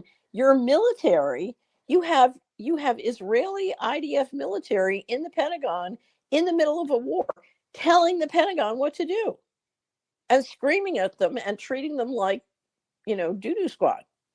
I have a video, by the way, we can play since I was just talking about this last night. Very short. This is from before this current focus. And I'll add, by the way, to what you were saying, that I think it's very, very obvious, and this is why they're sort of in damage control, that the right very clearly, but I think both sides of the paradigm are very, very vocal and very aware that Israel is the largest issue in all that. And I think they're just kind of scrambling to try to cover that up. Like Luna basically just tried to argue that like China was responsible for Charlie Kirk's death and so on, despite not being proven in any case. I think it's interesting that there's a lot of effort to distract from that. Here is Wilkerson speaking to going underground about how the Israel controls the Pentagon. This is before, I believe this was even before October 7th he's referring to. Well, obviously because it's his administration, but I'm not sure if the interview was then before. Well, let's play it. That the Epstein business was heavily influenced, let me put it that way, by Mossad. And so that's somehow emblematic on these huge geopolitical issues. Yes, I watched Mossad take over the Pentagon. In 2002, the Pentagon was infiltrated by Mossad. They did not need any identification to get through the river entrance of the building. They went upstairs to Douglas Feith, the Undersecretary of Defense for Policy, the third most powerful man in the Defense Department. Occasionally, they went to the second most powerful man, Paul Wolfowitz, the Deputy Secretary of Defense, and they had run of the Pentagon. Donald Rumsfeld, the Secretary of Defense, said to my boss one time, "Hell, I don't run my building. Mossad does." Wild. Okay, so I was just saying this on Money and Markets. If you want to do something to turn America back to a successful country, economically or politically, one of the most important things you want is the Epstein files released. Right. Okay. If a criminal syndicate can control your government using control files, then there's no hope. So get those Epstein files released. I don't know if you just saw Howard Lutnick's latest interview. Oh, maybe not actually. Okay, Recently, so we say. Howard Lutnick, Secretary of Commerce, gives an interview saying that Epstein, even though he's a next door neighbor and shared a wall, Oh, I did see that one. gave him the creeps, and he couldn't believe it. But other people fell for it because they wanted the massages and they went along. And that included Bill Gates. So he added Bill Gates as going along with the massage. Okay, Right. so now we have Howard Lutnick implying that Bill Gates is a pedophile, or certainly sleeping with underage children. And then he says that Epstein was rich because he ran the most successful blackmail syndicate in history. Now, I would say it's because he ran one of the most successful money laundering things in history, but let's put that aside. So Howard Lutnick says that Epstein was a violent criminal, right? So he's trafficking children who are being raped, Right. right? And he's blackmailing leaders. Okay. So we're talking about a major criminal conspiracy, according to the Secretary of Commerce. Mm-hmm. But meantime, the president and the attorney general are telling us we have no files, which we know is a complete lie. Right. Because the compensation fund created after Epstein died from his estate allocated 140 million to 138 victims, or 138 million to 140 victims. So it's about $1 million per. Now, you don't give 140 people $1 million per if there's no there. Right. Next, we have this clip from the Indie News Network with Indy and Reef. It's a big fuck Israel night, of course. Yeah. We have a mini celebrity, I guess I'm going to call her in chat tonight, as she has been recently. She apparently has a broken foot, but she's a top 10 world politics writer over on Substack. So congrats to her for that. Dissenting Bloom has been killing it over on What's that? Coming to a what? Yeah, one of those. Coming to a Substack newsletter. Yes. Just crushing it over there and pumping out a bunch of great articles that people like reading, and people are signing up and people like what they see. So that's great. And it's happening over at Indie Media today too. So that's great. It's not just her that's growing. Thankfully, we're all starting to move a little bit. And I in a newsletter too. We're over there. And we're also live over at IndieNewsNow.com. That's our own self-hosted website.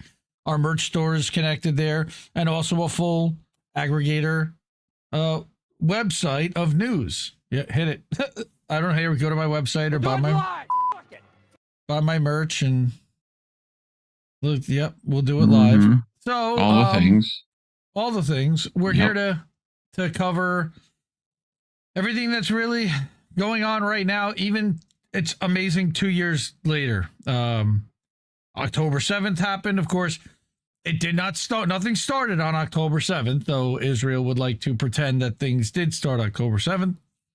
October 7th was a response to an escalation throughout 2023 and to 77 years of oppression and taking, since the Nakba in 1948. But even before that, when the plan was to colonize Palestine.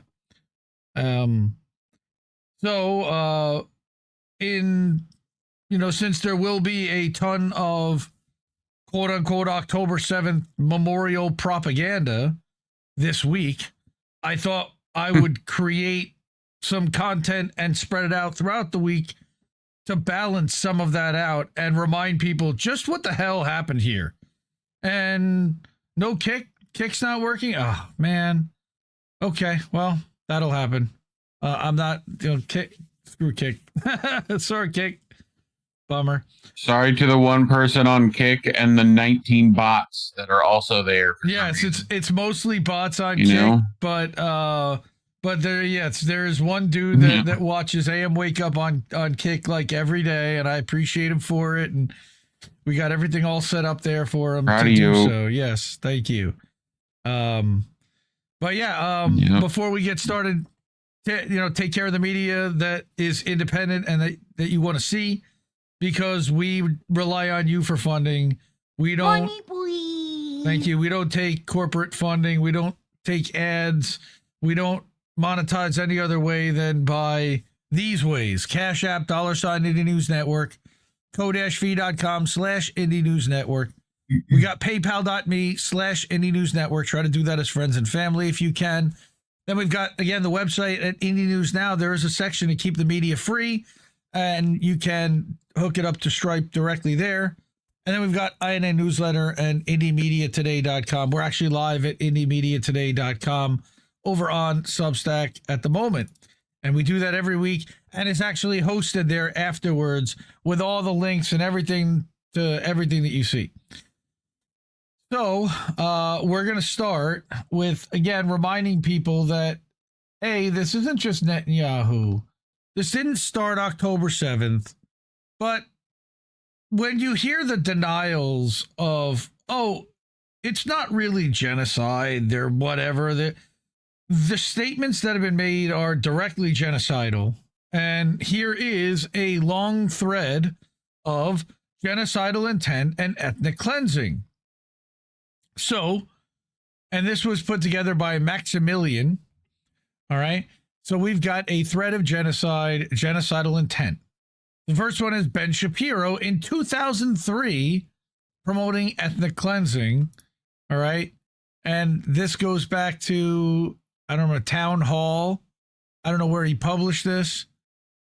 But if you believe the Jewish state has a right to exist, then you must allow Israel to transfer the Palestinians and the Israeli Arabs from Judea, Samaria, Gaza, and Israel proper, where he doesn't have an answer, just transfer them. Right? It's an ugly, and this is like a 20-year-old Ben Shapiro, by the way. August 27, 2003. So he's been pushing propaganda, right? For more than 20 years, he's been pushing this nonsense. Right. Then we've got a former Israeli justice minister on the ethnic cleansing post October 7th. All right. That's this one here. All right. After we turn Gan Yunis into a soccer field, I'm sure there will be international pressure at some point, hopefully after we finish the job, to rehabilitate. It's just, the statements are maniacal. Each one of them should take a quota, 20 or 50,000, so that they too should shoulder the burden in order to allow them to leave. But they can never come back. Right. All right, we let them leave. We need to let them leave. 500,000 young people already emigrated. We need 2 million to leave. In honesty, that's the solution. Yes, ethnic cleansing. That's what she wants to do there. All right, so let me go back there. Yeah, it's the opposite. All right, so again, you've got this one, clear, straightforward objectives: land theft and ethnic cleansing. All right, we've got this over and over. We've got Ben Gvir. He's well known in these circles already. Right, outtake from speech of terror convict. To end the problem, so that the problem doesn't return, we need two things: return to Gaza now and encourage the residents to leave. That is the truth. It's the only way. Right. Encourage by... Man. All right. Here's another one that they need to occupy Gaza and stay there. And again, he is a hardline extremist, more so than others even. All right, this is Middle East Eye. אני מציע קודם כל שאנחנו לא נצא ממרכזי הערים בעזה. We don't leave the city centers in Gaza. ואני אומר את זה בצורה הכי מפורשת. תישאר שם. You want to stay there? Yes, occupy. But they don't occupy, right? They're not occupying. That's what they say. And what's really funny is that the graphics look very, very much like he could be sitting at MSNBC right now. Yes. Even though they're that is blurred why they out. do it that way. Yeah. Mm-hmm. I don't suggest we leave the city centers, right? Right? If we decide we can do it, that's what we can do. Gross. All right? Again, their own statements.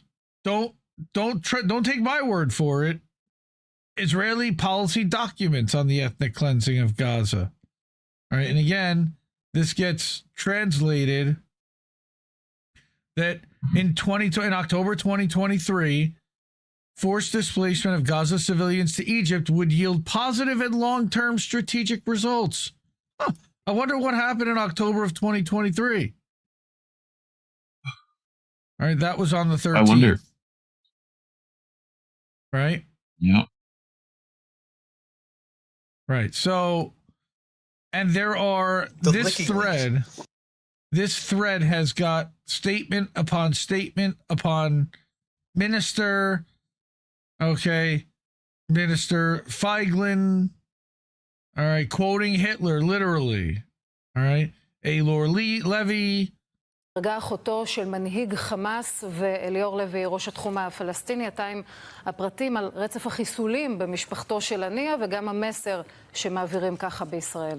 נכון, מיכל, תראי, שמסתכלים על זה, אז מתחילת המלחמה באופן בלתי מוכרז, ישראל פתחה במסע נקמה אישי נגד איסמעיל הנייה, כאשר בשמונת החודשים האחרונים ישראל מתנקשת בלא פחות מ-19 מבני משפחתו הקרובים. מהחמולה הכללית יש עוד כמה עשרות, כאשר בואי נראה כמה מהשמות... I mean, they're just admitting that they're murdering these people's family. And then showing them, look at this, with that old lady with Target, his sister. With targets on them, like that's not genocidal, right? אחותו, סבח הנייה, שגרה כאן בישראל בתל שבע, נעצרה כבר לפני כמה חודשים. יש אפשר... Again, once they decide that they're a terrorist, there's no questioning it, ever. All right, I told the officer I perform a symphony with a D9 bulldozer, demolishing 50 buildings a week by myself. A 2-story house means nothing to us. We completely destroyed Jabalia and Rafah. We were on our way to destroy Beit Hanun and Beit Lahaya. But the agreement didn't give us enough time, so we only settled for destroying half of them. Wow. Like, just... Yeah, they talked about when me and Colin last Wednesday covered a thing with Netanyahu that was like, yeah, no, we accepted the deal. Better to, destroy 99% and, then try to get 100 and not fit. It's like they're just fucking genocidal mathing this out, just trying to take as much land as possible before the consequences show up. Right. And if any other country made these statements, it would not be considered normal by any stretch of any imagination, and we would likely go in there and destroy it. But of course, we're beholden. So then we've got again here Smotrich, Tulkaram and Janine will look like Jabalia, and Shujaya, Nablus and Ramallah will look like Rafah and Khan Yunis. Just saying they're going to destroy the entire place, and that's what they're systematically doing. All right, here's another one. All these supposedly uninvolved, these subhumans. Yep. All right. With a deranged rant. I'm not even going to play this nonsense. But just the point is that you've got these compiled websites and threads of receipts. And this is why, by the way, Israel now wants to take down Twitter, because they want to take down threads like this too. Yeah. Then there will be nowhere for you to find anything that's critical of Israel anywhere in any that goes viral, because anything that's on TikTok is now being suppressed. I didn't bring any of that, but Ricky over at Council of State Media is saying that he's already starting to have his TikToks taken down. Same thing with Guy Christensen. I do have some videos from him. All right. But then we've got Smotrich peddling the destruction of Gaza within months. All right, it'll be completely destroyed with the Palestinian population forcibly displaced in large numbers to third countries. What third countries? Still no answer on that. Awful. Mm-hmm. All right, and then it just keeps going and going and going. And it's, again, not one person. It's not one cabinet minister. It's not one member of the Knesset. Mm-hmm. It's systemic. It's all of them. It's most of them. Again, I wouldn't say all of them. That's like saying that all Americans are behind what we're doing, and we're not. But I would say that a large percentage, and as they continue to be surveyed and polled, a lot of them Right, are, move the 1.8 somewhere quickly through the South into a sterilized humanitarian area and give them food, and then the Trump plan. Transfer them to other countries. But he never says which other countries because he doesn't have an answer to that. And then they start with the and they don't nonsense. care. They're like anywhere else. Well, they've been pushing in the Hasbara, the propaganda is that the other Arab quote unquote nations should take them and the other Muslim countries should take them in. Right. But again, the biggest problem with that is by doing that, you then can see that Israel then has the right to the land and that you're acknowledging that they are the rightful now new owners of that land, and to never accept the people that were there and say that's their land, they deserve to have that forever. That's why the Arab world, for one reason that I see, will never accept the Palestinian people in defiance, in support of the Palestinian people, not to reject them at all, but to ensure that they continue to fight for their own and that the world continues to say, no, that is a Palestinian homeland. That's why I see it. And again, I could be wrong. But that's the way I've always seen why the Arab world rejects Israel and accepting Israel in general as an existing country, because they never accepted the UN proposition to begin with. Most of them never agreed to it, right? Those are the countries, the 21 Arab nations voted against it in 1948. Nobody ever talks about that. It's interesting. It wasn't quite unanimous. Not quite, because you were kind of taking people's land away and giving it to somebody else in a way. All right. And again, you've got just statement after statement here. Another member of the Knesset, Waldiger. We have to kill everyone, even the children. Ugh. Yep. I can't play these statements. We see them. They're here. You can see this for yourself. Unless you know don't Hebrew. Believe it. If you don't, well, yes. If you don't believe it, though, here. I wouldn't allow a drop of water in. Yeah. Right. I wouldn't allow until the hostages arrive. All right. Gross. Now, we take a look at this clip from Gareth Icke.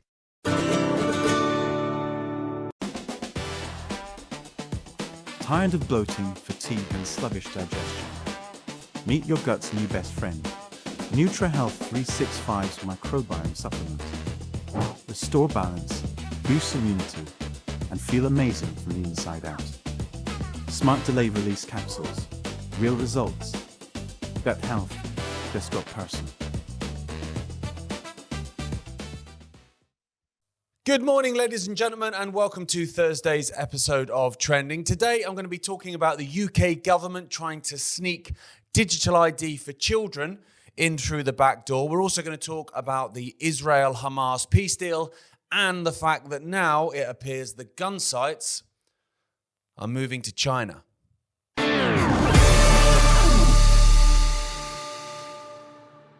Welcome to today's episode of Trending, brought to you in association with NutriHealth 365. The link is in the description below.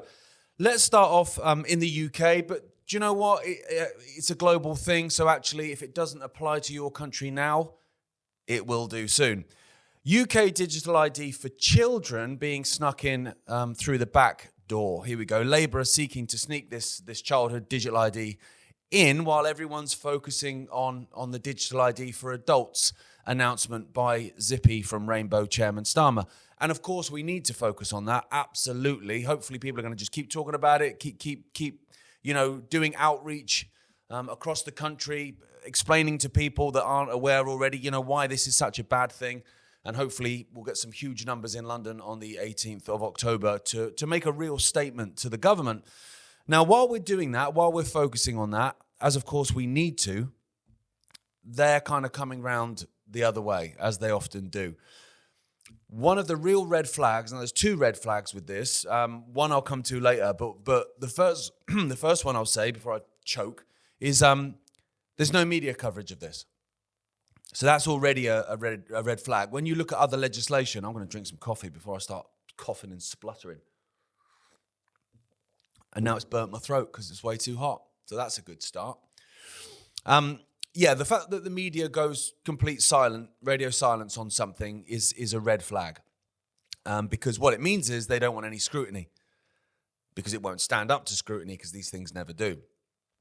So this is actually from a guy called Simon Squibb, who I think basically is essentially a life coach, a very successful one. He's got, millions and millions and millions of people that he's helping in terms of his life coach business. But he's done a really good breakdown of this Children's Wellbeing and Schools Bill, which is how they're sneaking in this digital ID. So this is his breakdown of it. The government's new Children's Wellbeing and Schools Bill sounds harmless. I actually think it sounds quite Orwellian, but Simon thinks it sounds harmless. But it's not. Didn't think it would be. It gives the state sweeping control over your child's life, their data, which, let's have it right, ladies and gentlemen, is now the currency of the globe, and it's the currency of control, data, that's for sure. And your right to decide how they're educated and cared for. Now, they were always gonna target children first, ladies and gentlemen, because this is what they do. Because they can try and do it in a way that, one, it goes through in a bill. If it goes through, it's actually in the Lords at the moment being debated. If it goes through in a bill that actually on the face of it has nothing to do with digital ID. It's not like the digital access data bill or whatever, where the clue's kind of in the name and people are going to look at that and go, hang on, what's this? Children's well-being. Well, who doesn't want that, right? And that's how they do it. It's the same with the online safety bill. If they put a bill forward, which is basically, this is the Labour Party, well, it was actually the Conservative Party that started it, but it's a uni party, ladies and gentlemen. We're going to put through the Shut Your Flaming Mouth bill, right? We're going to put that through Parliament. And what that does is it basically just says, shut up, everyone that's trying to expose what we're up to. I'm not sure that'd get through. So they called it the online safety bill because we need to protect kids online, right? Of course, it's not what it's about. So that's how they do it. So here's what's really inside the bill. A digital ID for every child, a government-controlled identifier linking data across schools, health services, are you vaccinated? Local authorities, even police. There's no way to opt out. There's never a way to opt out, is there? Because that's what happens in a free society. No parental control over who sees it and how it's used. This is the data, of course. Parental rights removed. Well, they've always wanted to do that. Key decisions about your child's education could shift from you to the state. Of course, this is the plan. It's straight from Aldous Huxley's Brave New World, where essentially the state raises the kids. You don't. And to be fair, they kind of already do in many ways. But they want, to dot the I's and cross the T's in terms of that. Like, essentially, so you just become the conduit that brings the child into the world, and then we'll take it from here. And actually, I'll be honest with you, folks, that's not where they want it to end. You only need to read Brave New World and see, where he's talking about his state hatcheries and all that kind of stuff. They're telling you what they want.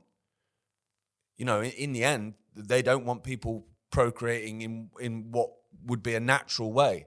And you look at plummeting sperm counts across the world, particularly across the Western world, we're not a million miles away from that, ladies and gentlemen. Local authorities would determine what constitutes a suitable education. Not thinking. Kids not thinking for themselves. Not being exposed to information that the state doesn't pre-sanction. That's what that means. State mind control, basically, ladies and gentlemen. A loss of confidentiality. Sensitive family information could be shared without your consent. SEN and vulnerable children hit the hardest. The same councils that lose 95% of SEND tribunal cases would have even more power. No one can have confidentiality. One, because you can't have if you're going to be part of a digital ID social credit system, because the whole point of it is that they know exactly what you're doing, what you're consuming, where you're going, who you're talking to, what you're saying, even what you're thinking, ladies and gentlemen, in order to administer the good little boy and girl score or the bad little boy and girl score. It's honest, it's insane. But people forget as well, ladies and gentlemen, right? Mate, this is good coffee, actually. People forget that you will own nothing and you'll be happy, right? That's a World Economic Forum slogan. You hear it quoted all the time. I've quoted it many, many times.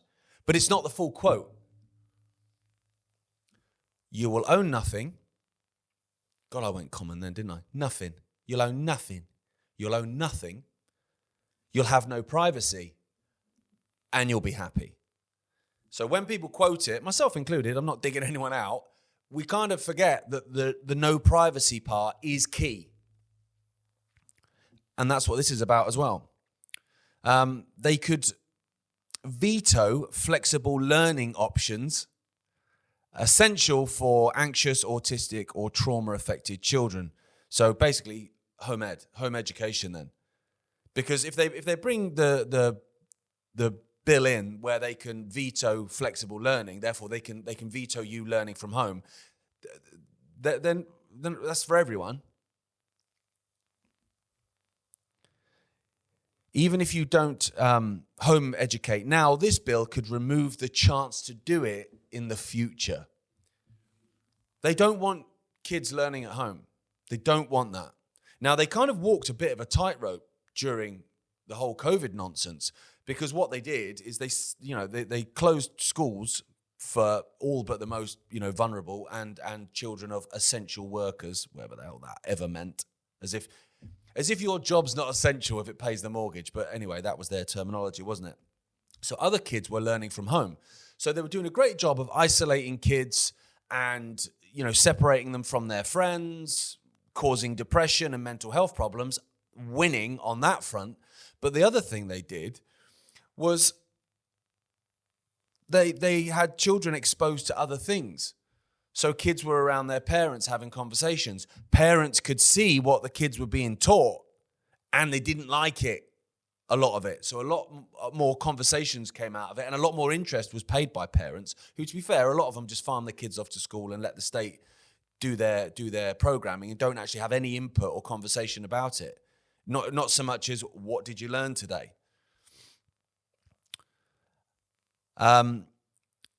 Expect intrusive reporting, here we go, and oversight for any family choosing a different path. So those families that see through the nonsense, or maybe don't even see through the nonsense, but maybe they're slightly more spiritual, maybe a hippie family, for instance, that might go, no, I kind of want to go down this road in terms of education. Well, no, if the state doesn't sanction it, that's not right. It's not going to happen. Yeah, but it's not your kid. This bill says different. Next, we have this clip from Charlie Robinson and his interview with John Klycek. Where is this going? Like, I'm okay with the evolution of things, like everything's going to, textbooks maybe turn into tablets. And I go, all right, well, I get it. It's not the worst thing, but I could live with it. But what do you see? Because you're obviously you're extrapolating out a generation into this. And I mean, I have a level of fear about this, but maybe it's not the quite level of fear that I need. Where do you see this sort of playing out over the next, generation for these kids? Well, if you need a healthier dose of fear, you've come to the right place, sir, because according to Chris Milligan and everybody else, my book is very scary. That was like, Chris, it's very scary. It's very scary. And actually it didn't end with the way it ends now. It now ends with solutions. I just ended with, got to the end of the dystopia and painted the whole picture. And Chris basically said something to the effect of like, you can't destroy people's hope in the future and just end the book. He's like, you got to give them some kind of, solution. So the last chapter, I kind of, I was learning it as I was writing, but talking about looking way down where the rabbit hole ends. One of the other things that was happening during that story I told you about, Rauner basically destroying public institutions, was I was also tutoring for a company at the time. Now, I used to not say the name of the company because they had me on a non-compete clause, and I'm just very careful about, I don't need to be, I stick my neck out enough with my articles, right? I don't need to give anybody any extra reasons to bother me at work or anywhere else. But it was Pearson. So Pearson was this, it's one of the biggest textbook companies. It's a very old company. It's out of England or UK now, I guess. But now, as you know, right, everything's digital, so they've shifted. The textbooks in general are digital, but they also have lots of other applications, ed tech applications. And so they had a sub company called Smart Thinking with one T, by the way, isn't that cute? I always like to tell this just so people get a sense of how this should give you a sense of how much these companies actually care about the profession of teaching and learning, right? With a master's degree, they were paying me $11 an hour. Now, if I would have went and got 5 more years of school, I could have got a whole $12 an hour if I got that PhD. But what I learned was that while I was doing that tutoring, one day, this is around the same time, they tell us that IBM's Watson is going to co-pilot with us. Now, for those who don't know, IBM's Watson was like the premier AI platform before generative AI took off. A little side note, Watson, the name of it, that's named after Thomas J. Watson. He was the CEO of IBM that did business with Hitler to use the punch card system to process all the eugenics and data in the concentration camps, etc. But I'm sitting there and I'm looking at it and I go, well, every day I go to work, then I'm teaching this thing to replace me, and I start to think down the pipe, and you start to go, well, hold on. I mean, like, if one day, let's say these bots are better than teachers and they replace all the teachers, why do you need the students? Like, if you're going to teach the student, certainly any sort of cognitive ability or skill that you're going to try to transfer to the student, the bot already possesses it. The bot can be copied and plugged into so doesn't that make the student obsolete as well? Right? Oh, yeah, so you're replacing 2 at once. This is great. Say it again? I didn't hear you. Let's say it again? I said you're replacing 2 people at once. You're replacing the teacher and you're replacing the student. Like, what's the point of even teaching, right? If the teacher's going to be replaced by a robot, and then the kids that he's teaching, well, you guys are going to probably get replaced by robots too. So why don't I have the robot teach the robots and just cut out the middleman, right?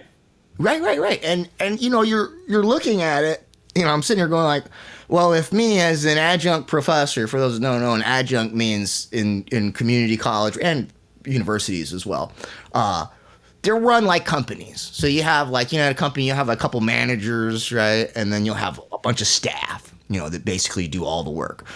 In a college, the managers, you'd have it could be administrators, that'd be more higher up than basic level managers. The managers are like the tenure track people, but the bulk of the teaching is done by what they call adjuncts. And adjuncts you're not tenure track, which means you're not locked in. You don't get benefits. You don't get an office. You get hired per course, per semester, right? And so, as an adjunct, if I can if I can think that far down the pipe, well, these engineers and the people running the companies that have their, scenario planning and their 10-year plans for growth and profit, they have to know this as well, right? So then you have to wonder, well, then is that the point?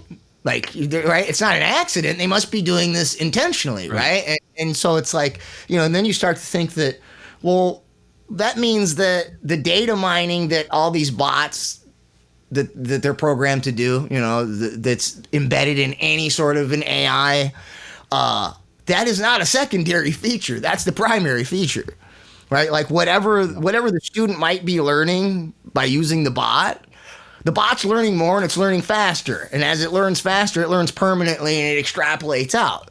So at some point, you're essentially replacing human consciousness with AI consciousness. So then where the book ends up is basically two things: social credit and transhumanism. Because as someone like Elon Musk says, well, if the bot can basically do everything you can do cognitively and perhaps even more, well, you're going to have to interface with it to even be relevant anymore. And that's where you get your neural link or your whatever type of brain computer interfaces they have when it gets commercial ready. And so that's just me sitting in front of the IBM Watson. That's kind of what laid out sort of my vision of this ed technocracy in the future that is way closer than I ever wanted it to be.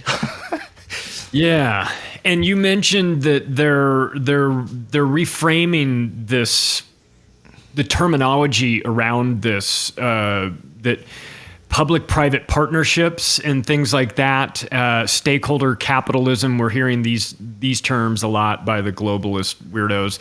And and it's a code word, right? It means something else. Stakeholder capitalism. You're like, oh, I'm going to be a stakeholder. It's like, not really, but somebody will, but it won't be you. So what is this? What is the goal? I suppose for these kids. I mean, it feels like, are they just data mining the kids? Is that sort of the goal of this? Is like, let's see what sort of data these kids generate and let's hoover all of that information in and let's try to make some sense out of it and sell it to somebody? Or like, what's the end goal for them with this? Yeah, that's the primary function of the entire system is the data mining. And the data has two primary uses. One is to build the artificial intelligence. So the book goes through a progression and the other one is to use the data for social credit before I digress and perhaps can't get back to where I wanted to go. The book goes through a progression of technologies and we're getting close to the end of the book. I mean, like I wrote it and like seeing like, I thought so. If you go back and look at Amazon, they might have updated it. But when it first came out, the book said something like 92 pages. It's 500. 100 pages is citations.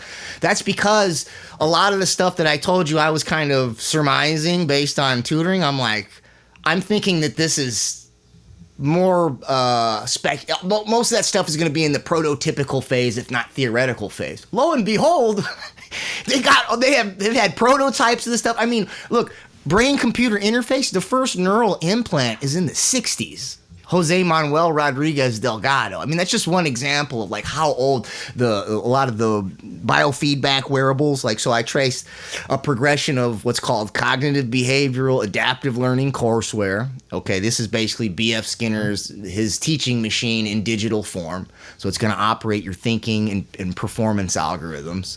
Then there's a series of wearables that can data mine the students' brain waves, their heart rates. They have galvanic skin response monitors. You can also infer emotions from facial recognition.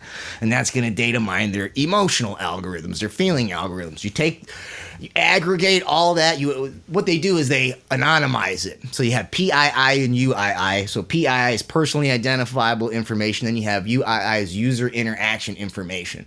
So basically the UII is all of those different types of algorithms. They just try to, so they remove the individual. They take those algorithms, they aggregate them, run them through machine learning, and then crunch them into a large language model with neural networks, etc. And now you have, right, a bot that can interact with human speech and human text, but can also keep track of, right, your cognitive responses, your behavioral responses, and your emotional responses. So in other words, these LLMs, they're already doing that. And at one point we'll touch on a company that's already replacing some of my tutoring hours at one of the schools where I work. So that's so a lot of that data has gone into to develop these large language models, which those two are going to continue that process. But the other is for the social credit algorithms. And so basically you're going to be data mining, and this is going to be aggregated with other data. So your healthcare data, your workforce data. What I had come to see as I sort of, because I'm looking at it going like, especially with the biofeedback wearables, a lot of them were pitched for what they call assistive technologies. Well, that's for disabilities. Well, if you've ever taught a class, you put in the syllabus on day one. If you have a disability, you can go and talk to the disability. You can't legally. You can't be like, who has a disability, right? It's a medical information. You cannot be requesting that, right? So I'm going like, well, if this is for people with disabilities, and it's like that has to be in a separate that falls under a separate purview, like HIPAA versus FERPA. HIPAA would be health laws. FERPA would be privacy laws in education. But so I'm like, well, how are they going to mash all this together? When I stumbled on videos of, I think it was the Journeyman TV documentary on the Chinese social credit system, I was like, oh, that's what it looks like when it all comes together. That's and what I'm seeing in this education realm, the data mining of the education is going to go into this central database, and healthcare is going to come from here, and workforce is going to, and criminal justice, and the education is just one aspect of this biopsychosocial profile that they're going to be building on everybody for social credit analytics. And in my most recent piece, what I'm seeing now is not only just social credit for tracking and tracing, keeping supply chains moving smoothly, but like I see that they're going to be basically, they want to securitize human beings. So basically, I had Mark Goodwin help me make sure I was understanding some of this financial jargon accurately. And so, I was asked, so what exactly, this is one of the debates about this stable coin. Should it be a commodity? Should it be a security? So he says, well, what's the difference? Well, security, he says, is the Howey test. It's like Howey Farms or Howey Orchards or something.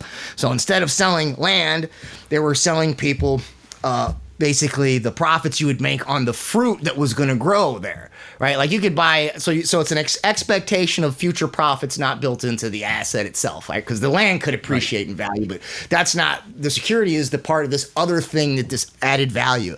So what they're going to do then is basically with all these analytics, take a look at a student and go, if student A goes through career pathway B and fulfills all these learning and workforce outcomes, they will produce X amount of dollars in the economy, and it will also save us X amount of dollars in terms of criminal justice and mental health, because delinquents statistically have shown to fall into the cracks, and then we have to pay money to either incarcerate them or put them through these mental health programs.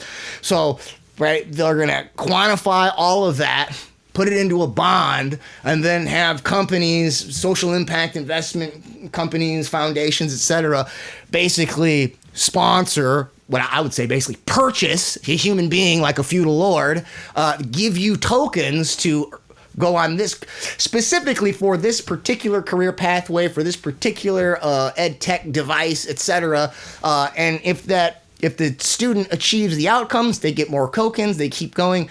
The company also doesn't just get subsidized, but in impact investing, especially in what's called pay for success, and that's out of the Every Student Succeeds Act, they can make a profit. So if the students exceed the outcomes, they can actually get more money from the government. So basically they created this, I think the social impact investment, the human capital bonds, the AI ed tech, it's all part of one new financial system, because you need the AI to get the data.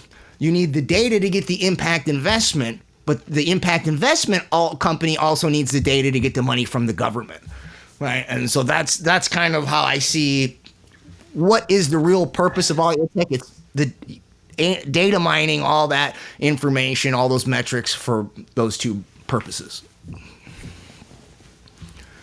Might be the grossest outcome I've ever thought of. That they're securitizing people, like horse racing, betting on them, investing on them. So let me see if let me work this out. You're a kid, let's say you score well on the SATs, right?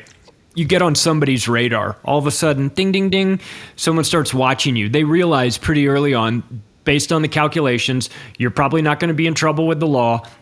you're not going to fall into drugs. You're probably going to have a decent career. You're on the right trajectory. So could they invest in you, so to speak, or what do? Do they take 10,000 other people that are also scored like them and put them into a bond, and then securitize that and sell that on Wall Street, and have people sort of like have tiered, like AAA rated people who theoretically will go out and have a 50-year lifespan of generating revenue, money, taxes, whatever, spending, the things that they do.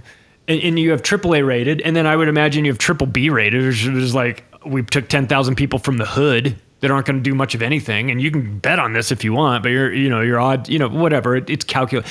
Is that kind of where we're going? Like human livestock being securitized by Wall Street?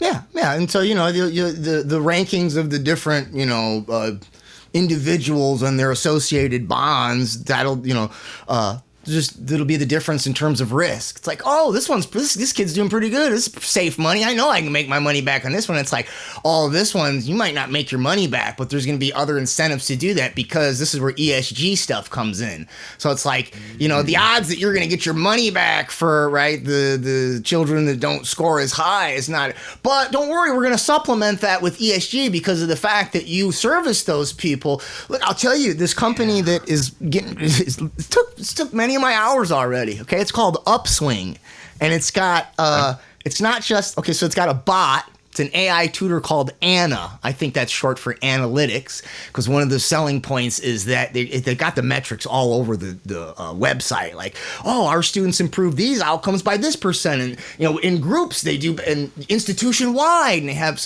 individualized metrics. They have group metrics, race, gender, class, age, zip code. And then they have across the institution. And they even, the administrators sent us an email saying, like, it's going to be great because not only are the students going to have the data, but we're going to have it too. Okay. Right. And so Anna can do tutoring, but Anna also does mental health. So it starts with this little promo video, and it's text-based bot. And it starts by just helping the student organize their daily stuff, have an itinerary, etc. And then the next part is it asks it to help it with some tutoring. Okay. And then the next part is it's like, I'm having a hard time. I had a family member something, so now it's into the mental health thing. Okay, and by the end of this promotional video, the bot, the student is emotionally bonding with the bot. That's not good. It says something like, "Oh, you care about me so much," and gives a heart emoji, which is all. Go ahead. You want to say something? Oh no, that's real bad. I saw. Fuck this shit. I'm just gonna dance now. Fuck this shit. 'Cause we don't have a chance now. The whole world is fucking gone to hell. Makes me wanna fucking scream and yell. Fuck this shit. I'm just gonna dance now. Fuck this shit. 'Cause we don't have a chance now. Value gig here. And basically what that means is everything you see on the channel, whether it's this show or any of the other ones that air, is always going to come to you for free. We're never going to paywall shit. There's no subscribe to this to get that.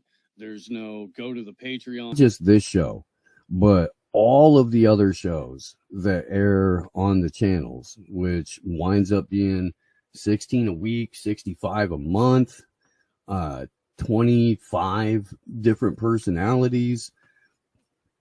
All of that comes to you for free. What kind of a fucking ass clown wouldn't have the heart and compassion to donate to baby Steve? Now, let's take a look at some highlights from AM Wake Up from this week. Make sure to support and share their show to keep this great channel going. Share the show. Share the show. Share the show. Share the fucking show.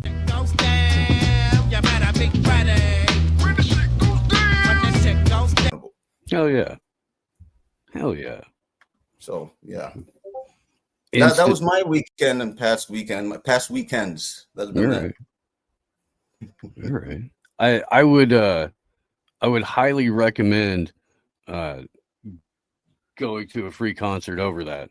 I would. So if you get the opportunity next weekend, pass on the getting arrested or fighting the police thing, and then, go listen to a Kentucky hippie shred some mandolin.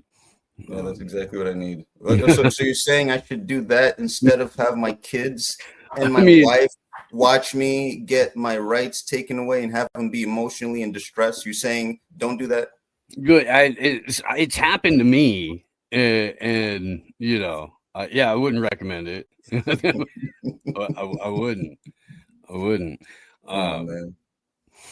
You had said that you had kind of just tuned out, media and stuff like that over the last week. So some monumental things happen. Well, let's just go to the clip. Ladies and gentlemen, welcome to the Tim Dillon Show. We have the unique privilege this week of hosting a contest to determine who is going to lead the next chapter of Turning Point USA. The two finalists have made it through all the preliminary rounds, and now you, the audience, are going to vote by phone to see which finalist you think is best suited to take Turning Point USA into the next chapter. Please welcome our first contestant, Erica Kirk.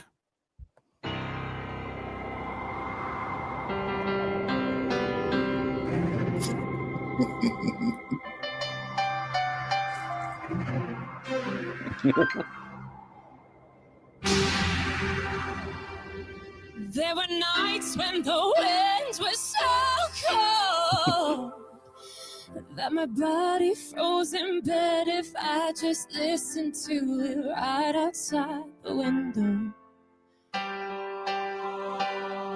There were days when the sun was so cruel that my tears turned to dust and I just knew my eyes were drying up forever. I finished crying in the instant that you left, and I can't remember when or where or how. And I banished every memory you and I have ever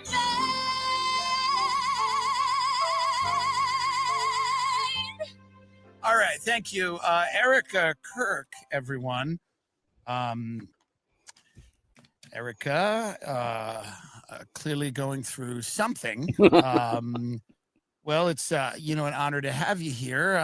Thank you. You have so much energy. How are you holding up? Tim, it has been a whirlwind. It has been just such a crazy, chaotic time. I'm going on tour. I have a Christmas album coming out, and I just signed with WME.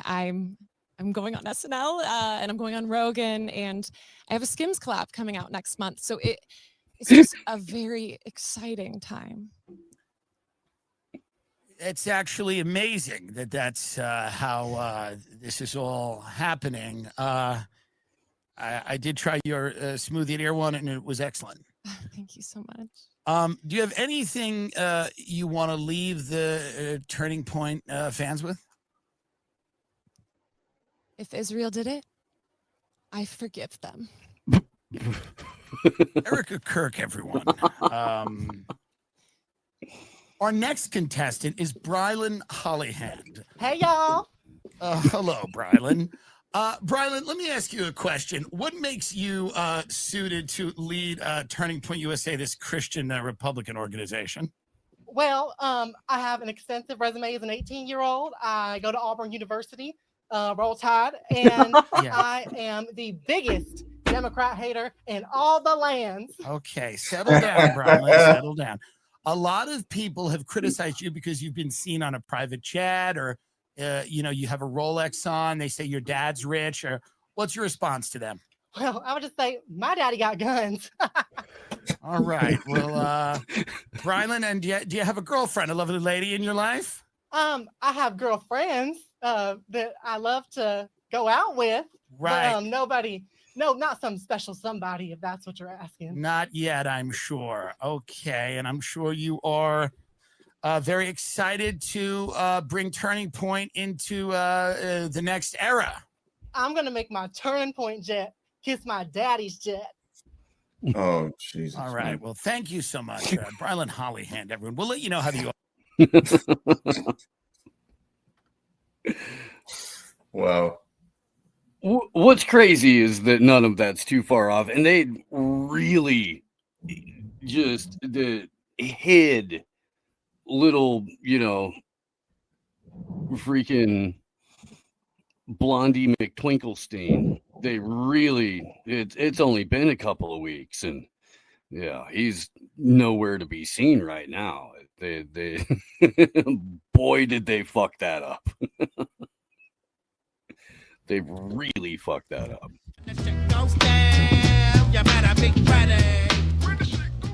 I saw something on the news, like it was some headline where I'm like, yo, at this point, they're just drawing, dude. It's something like Erica Kirk confesses about her feelings about Charlie. It's like, yo, what are we talking about? She tells us the last thing Charlie told her that she never told anybody because it's super secret. It's like, yo, we're still going with this dude? This is still a thing?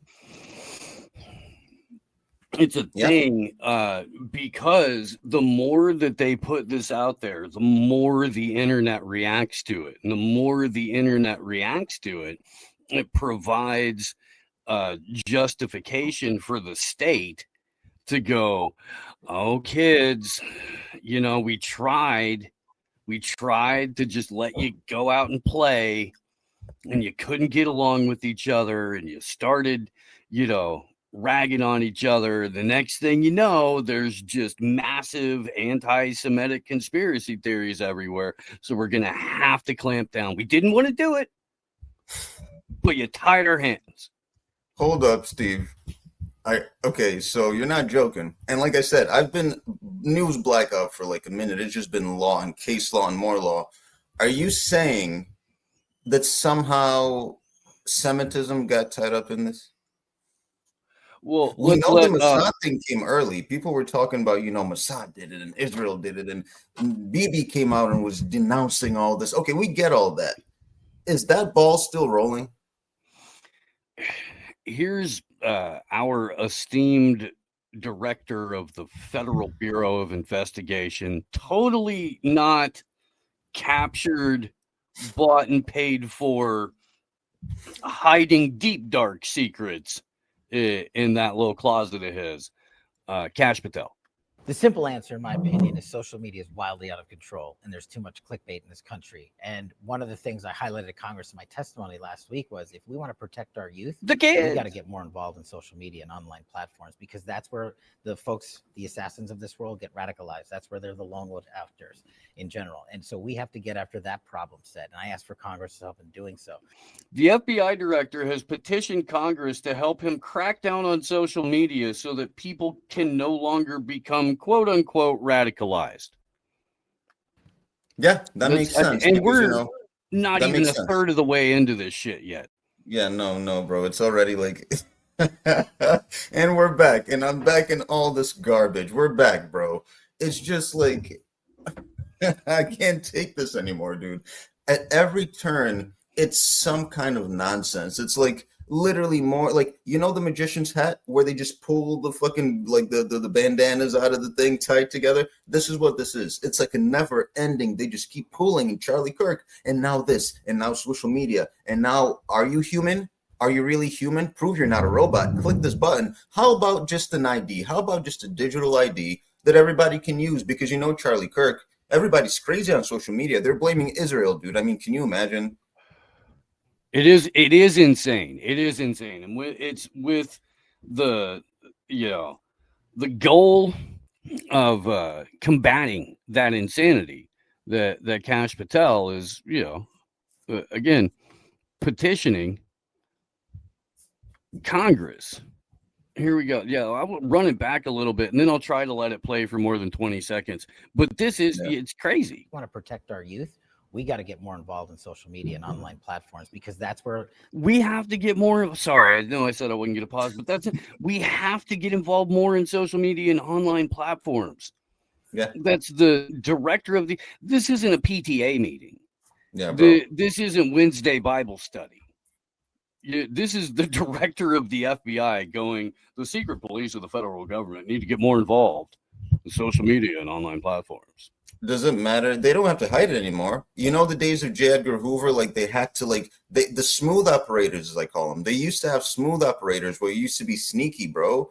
Now it's like, hey, yeah, we need the government involved in social media. Oh, and by the way, the social media titans, they're already in government. There's already that partnership. So I don't know what I'm talking about. There's already a partnership. We just need more of it. And we need it to the point of anytime you log into Facebook, it's like going into a government regulated thing. You need your government ID. You need something to do with government in social media because, you know, I mean, there's a bunch of terrorists out there. Last I heard, people were saying Al Jolani was a bad guy, and he's actually a good guy. Oh, and by people, you mean the United States government who had a $10 million bounty on his head. Yes, that's right. Yeah. And now he's sitting there playing grab ass with Marco Rubio. Yeah, that's right. That's right. Who I'm sure is on record somewhere demonizing him as a terrorist. I'm sure he is. Probably. I mean, anybody who's got Larry Ellison's hand all the way up its ass is going to utter something similar, if not that exact phrase. But let's go back to Cash App here. Go. What are you gonna say? No, I'm saying like a puppet, hand up his ass like a pup. Yeah. He's a meat puppet for sure. Come here. The folks, the assassins of this world get radicalized. That's where they're the lone wolf actors in general. And so we have to get after that problem set. And I asked for Congress to help in doing so. But speaking of Charlie Kirk, who was a very dear friend of mine, and then I was tasked. Wait, okay. I know I'm sorry, but okay, couple of things here real quick. The sniff, maybe he's trying to catch a drip. It might be. Or it could be one of his tells when you know he's lying through his fucking teeth. One of either. That notwithstanding, if you're very good friends with a murder victim, you're automatically in a conflict of interest and are bound by your contract to recuse yourself from that investigation. He just said he was heading it, and he has been heading it. Yep. And the amount of house cleaning that took place at the Utah field office, FBI field office in Salt Lake a week prior, it is, you know, all of that had Cash App, PayPal signature on it. All of it did. Damn. All of the restructuring. There was massive restructuring within local law enforcement just ahead of the event. Leading up to the Charlie Kirk thing. Yeah, okay. So, of course, showing governmental organization, cooperation, talk about that lockstep, how things move in a certain direction. Yeah. If somebody's looking at you with that face, Charles, are you going to assume that they're being sincere? I'm going to say this dude has my worst interest in mind. That's his number one priority. My 100th priority is his number one priority. Because somebody has a gun to his head and they're making that his number one priority. Right? His Mossad honeypot girlfriend has a freaking Desert Eagle all the way up his ass. Just don't make me pull trigger. Damn, Cash App. With leading no, bro. Mandates to find the perpetrators involved. Of course, we were going to use every resource we have to find every single person involved, and the investigation's still ongoing. But we, as one of the pillars of my leadership here at the FBI, is transparency. We produced more documents to Congress than my last two predecessors combined. Those are great socks. All around. Just to put it in perspective. So when we take our investigations out to the streets, I have the same ethos. And this is how we got Charlie Kirk's assassin. He turned himself in. Yeah, for real. What are you talking about, nigga? Transparency? You just lied to me 5 seconds after you said transparency, dude. That's the least transparent thing you could do, dude. You lied to me 5 seconds right after the fact, dude. Who are you talking to? Who's your audience? The dude that, and look, I don't even know if Tyler Robinson exists at this point. I don't. But this dude, you didn't hunt him down through good old fashioned police work, connecting dots, and none of that happened. So if they can't memory hole the whole event, they're going to memory hole the process by which any sort of arrest was made. Not that dude has admitted to anything other than being the guy in the video. Not that the dude is cooperating, because he's not. Pled not guilty.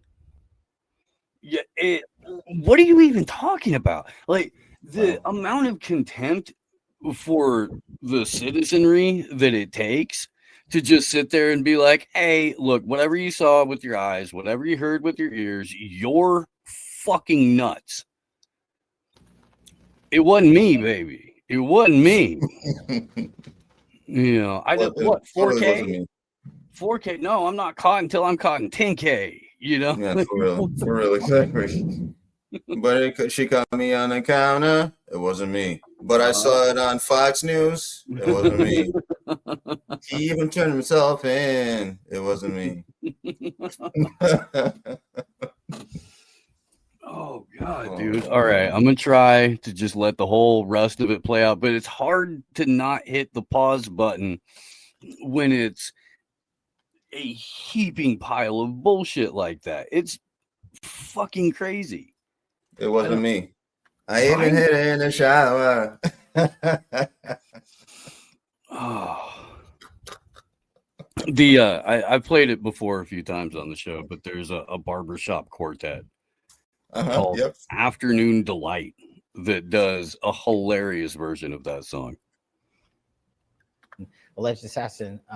So fast. The Boston Marathon bomber, which happened in downtown Boston during the Boston Marathon, took 5 days. You have to stop. You have to pause. I know. This is disgusting. You mean the Leanna Wen Boston bombing? The two Chechen boys or whatever? Them niggas, that whole fake thing, the Urban Shield, that thing you mean? Cash Patel, that thing? And he goes, the Boston Marathon bombing, which was a bombing that happened in Boston during the marathon. That's like the Kamala Harris school of explaining things. The Boston that happened in the bombing that happened in Boston. It's like, oh, you sure it wasn't Sri Lanka, bro?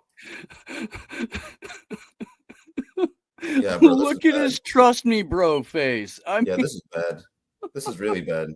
He's just going through like the PSYOP checklist. There was the Boston bombing, and then Luigi Mangione, which is also totally legit.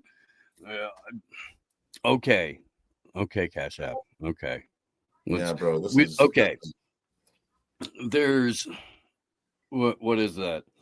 A minute, or there's 45 seconds left. If we should extort them like the big YouTube streamers. If you want us to play the rest of the video without hitting pause, we're gonna need to see. Dude. Yeah, join the Patreon. I'm getting right. We don't move until people become members of the channel. Luigi Mangione, who allegedly murdered an individual, the CEO of the healthcare company in downtown Manhattan in broad daylight, took 5 days to find him. Our investigation is very much ongoing, but we've also, Armstrong, in an unusual thing, put out publicly more information as to what we found because it is of such public importance. The flip side of that is the social media people get involved and they come run with their crazy conspiracy theories because it makes them money. It gives them clickbait. And I don't work for them and I don't respond to them. My duty is to the American people. If there was anyone else involved in Charlie Kirk's murder, you can look at our record. We'll find them and we'll get them. That's right. The FBI is on. Okay.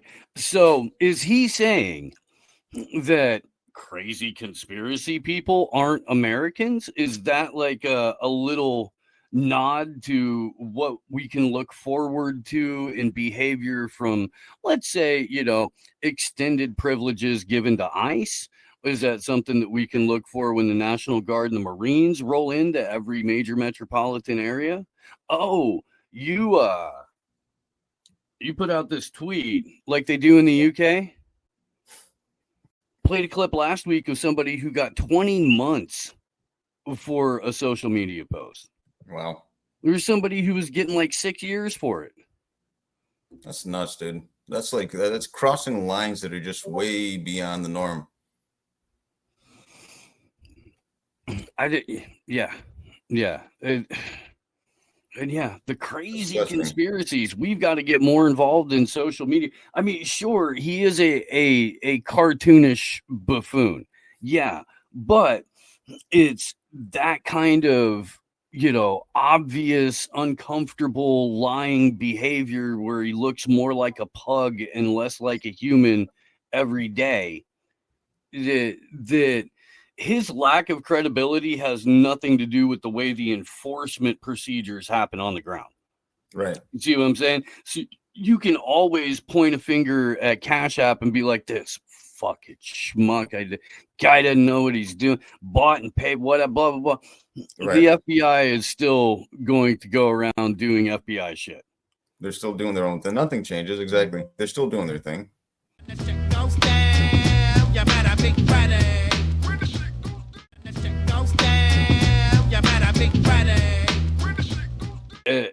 Well, I mean, he'll play the clip. Let's see. Here we go. Come here. All right. There we are. I didn't know this was going to be Barry Weiss kind of Monday. Me either, man. But you brought it up, and we this is what I was talking about a little bit on Grand Theft World last night. Because Rich is like, when you wake up, how do you prep for shows and stuff like that? And, are any of the bits scripted and stuff? And I'm like, no, dude, we have a number of things that we've, looked at, read, researched, whatever. And, a handful of clips every day that are being brought. But outside of that, it just kind of goes. And so all of it's really, we got a loose outline sort of, and then everything that happens off the rip, It happens as it happens. Yeah. And it really, I mean, there's shit, dude, 15, 20, sometimes 30 different articles that I'm reading on any given day. There, lots and lots and lots of video that we're taking in. I still have shit from last week that I wanted to play that I didn't get to, always, but yeah. At any rate, this is lovely. Yossi Cohen, welcome to Honestly. Thank you very much for having me. Well, a lot of people on the internet believe that you are my boss because they believe that I am a member of the Mossad. Oh, but really? this is actually the first time that I'm meeting you, or at least as far as I know, any member of the Mossad. So I'm very excited to meet you. I'm the first one that you've ever met, but there might be, I might have met people. Might be others that you know the world. First, I want to set the table for people because the Mossad is an agency that is just shrouded in so much conspiracy and propaganda. Simple question, Yossi. What is the Mossad? Ladies and gentlemen, welcome to the Tim Dillon Show. A friend of the show, Barry Weiss, did a fascinating interview with a member of the Mossad, and she really looked into the process, and it was incredibly interesting. So what I want to do now is I wanted to bring someone in to explore an area where I am completely clueless. I mean, completely in the dark.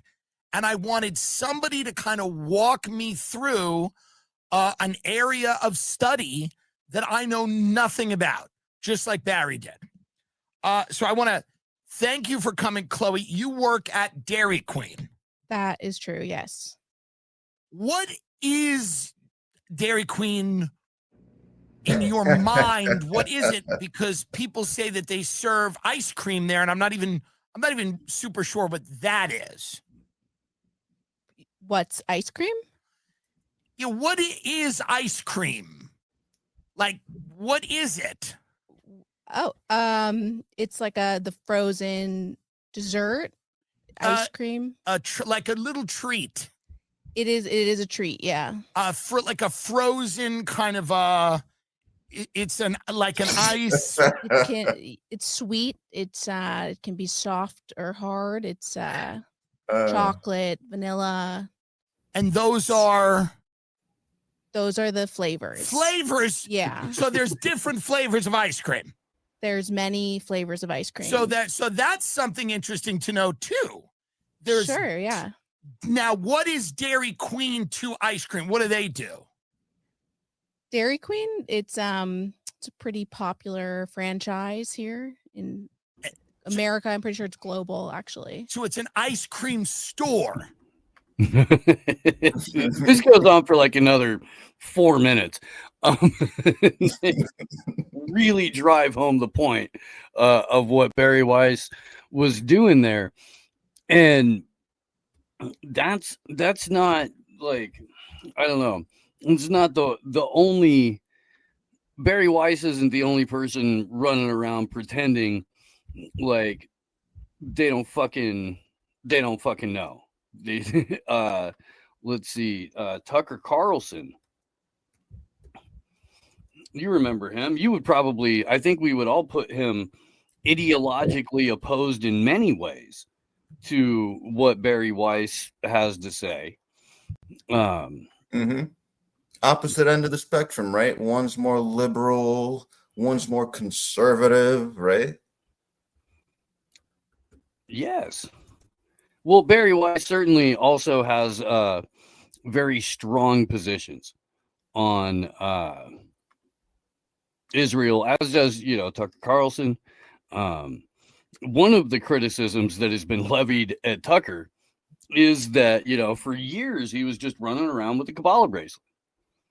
And so Tucker recently... You to hold that up. That is his system. That is, if you're familiar with the Kabbalah tree of life. Are you familiar with that? The symbol of that? No. I probably should have printed that out too. I wore a red rubber band from a newspaper on my wrist for most of my life, given to me by my father, just because he worked at a newspaper. And I've been accused many times of being in the Kabbalah. I don't know how to pronounce it. I'm an Episcopalian to research about Kabbalah. So no, I don't know what the Kabbalah tree of life is. Strike me as I don't know how to pronounce it.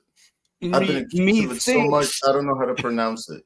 Methinks thou dost protest too much. Fair Tucker. Wow. And a side note, Barry Weiss having a homeboy on, she had Yassi Cohen on. For folks who don't know who Yassi Cohen is, yes, he's former Mossad, like former head of Mossad, but homeboy is Mr. Worldwide, like Pitbull, right? So here's an old story. I did one of my earlier shows on this, right? The Congo deported former Mossad chief on suspicion of planning a coup. So this is back in 2022, right?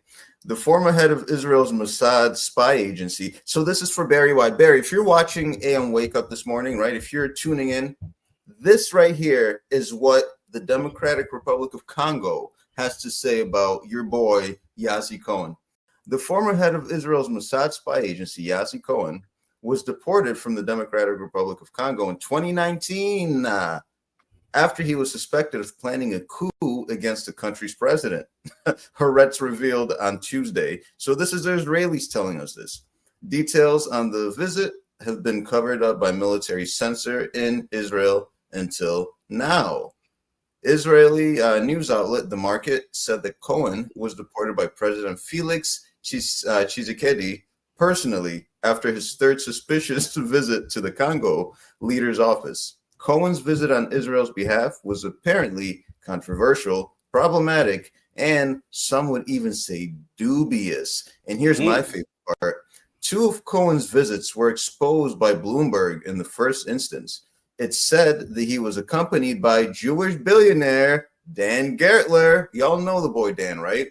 Exploiter extraordinaire, billionaire extraordinaire. His grandfather right? Moshe was like a diamond and jewel, like it just all the usual. He just checks all the boxes, right?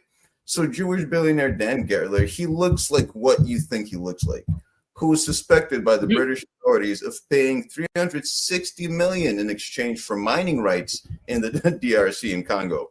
The U.S. and Swiss authorities suspect Gertler of similar crimes, but Cohen worked to get the U.S. administration to remove the sanctions that it imposed on Gertler in late 2017. So yeah, these are the boys. The sanctions were removed in the last minutes of Donald Trump's presidency. So these are the people we're dealing with. And for Barry Weiss, who's unaware, these are the people we're dealing with. Yeah. And the name is Dan. Here it is. Dan Gertler. Gertler. Daniel Gertler. Is there an unnecessary H in Gertler? I'm grabbing something else right now. What was that? Is there an unnecessary H in Gertler? Gert, something like that. I don't know. Oh, no. Just Gertler. Okay. Gertler. Because sometimes they do throw unnecessary H's next to the G. Yeah, Dan Gertler is like knee deep with corrupt politicians in the Congo, like paying them off like pennies to earn these mineral rights, to be getting like billions back, bro. It's insane. And then he got like all these like international companies involved, these Europeans involved, of course. He's got what was the company's name? Glencore. Glencore's involved. And who does Glencore work with? Elon Musk and Tesla. You know, Glencore gives Tesla their minerals and all that for all those sweet electric vehicles. So yeah. And those minerals come by way of Dan Gertler, by way of poor people of Congo. So yeah.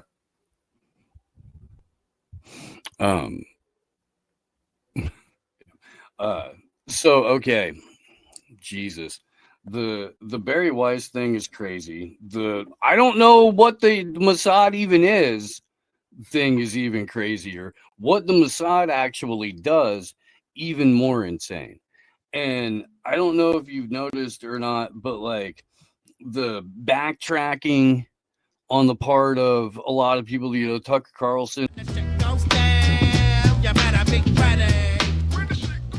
Since you have an actual collaborative background experience.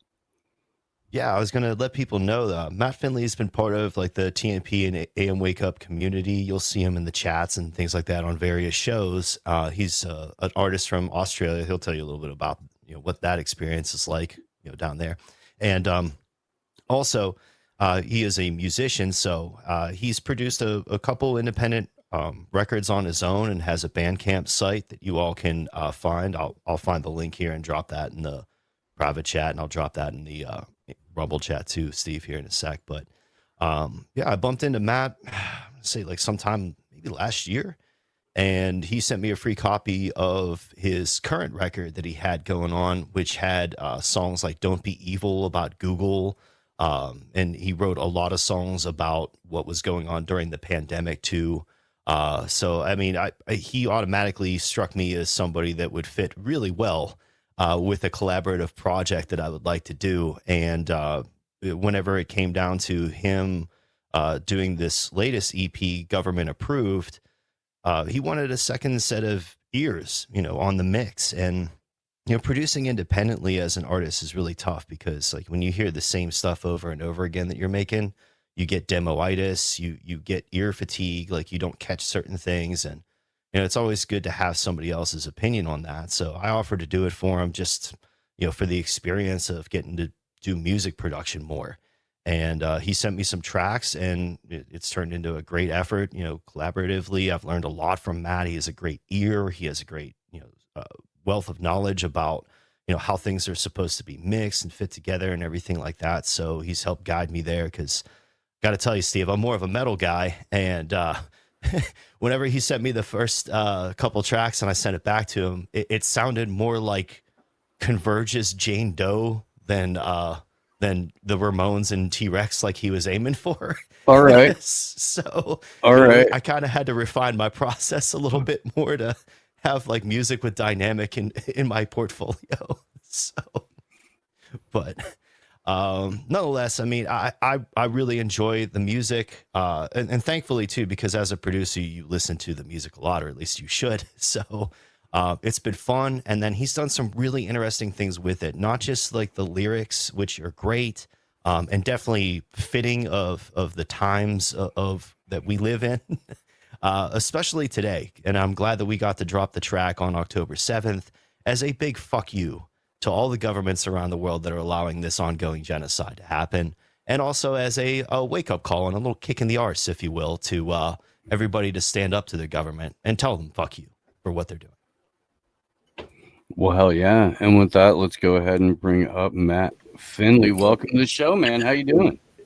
Yeah, good. Thanks, Steve. Thank you for having me on, and thanks for that awesome introduction there, Six, and for introducing getting me on the show through Steve. So yeah, cheers. Oh, absolutely, mate. Heck yeah. So tell the audience a little bit about yourself. Yeah, well, yeah. I started basically producing, let's say, narrative-driven, or I call it anti-narrative driven music in 2020, and yeah, I've just tackled a whole bunch of different topics that I've been aware of, and I just wasn't hearing any musicians doing it, speaking out. So I thought I may as well do it, and yeah, sort of learnt how to self-produce and everything along the way. I've been in bands and everything before, but hadn't really done this sort of stuff, and no one wanted to talk to me in my old bands. So there you go. I think it was a pretty similar experience for a lot of people in the States for that. I mean, we've had a couple of them on the show where they were like, yeah, I was in a band and we'd been playing together for like 20 years. And it was cool. We liked it. And then all of a sudden COVID hit, and then I wasn't in a band anymore because I didn't want to shoot up drugs with my bandmates. Shout out to Pete Parada. Right? People like that. And then all the other narrative stuff, like Steve, you're doing a gig at El Paso for the Third Eye with Michael Graves, and I'm sure he's received plenty of unwanted and unneeded bullshit over the years for being involved in politics in any way, and having any type of voice as an artist. Yeah, I mean, it's tough being a right-wing Christian in the freaking punk and metal world. It really is. And yeah, Michael Graves definitely got shit on throughout the years. And then when he finally was like, well, fuck it, I'm just going to do my own thing anyway. Like almost all of that went away when he was like, I don't even want to, be in you guys' nonsense little clique anymore whatsoever. They just sort of, left him the fuck alone. Like it was weird. Like when he was, still trying to interact and shit, didn't fit the mold, and so they were like, well, we're not gonna let you hang out, and he was like, fine, I don't fucking want to, I just wanted to play. And they're like, oh, that's it? Oh, okay, well then never mind. You go do that. Weird how that psychology works. Matt, we're getting a little bit of feedback from you on your end because Steve's audio is coming through your speakers and then it's getting picked up on your mic. So you might have to lower it or plug in some headphones if you can. Yeah, if you have headphones or earbuds, that works way better. The life of a producer. Sorry about that. All good, man. But had the earphones ready to go in case that did happen. So, yeah. That's all good, man. I would liken you to if people listening out there aren't familiar with your music, and a lot of people in my life where I've been telling them about the project I've been working on with you. I would liken you to someone like Tom Petty, because you can do both the acoustic and the rock side of things, and then you have that social and political message too, and it's catchy and it's memorable, you know, and it's not like too like, I don't know, yeah pop or something like that. Well, do It's we? quite bad. I have the track if you're ready for it, Steve. I could Yeah, put it for up sure. on I was the gonna screen say. share. Mm-hmm. Yeah, it's good. Whenever you want, man. There you go. Pull it up All and right. hit the play button. You wanna introduce the track, Matt? Yeah. Yeah, sure. It's well, I don't know what to say about it. It's a lyric video, so you can read what it's all about. But it's called "Grow a Pair," and thanks to Six for getting that final polish on the mix and master that you know, really gave it a bit more life and energy. So yeah, hope you enjoy it. All right, and with that, here we go.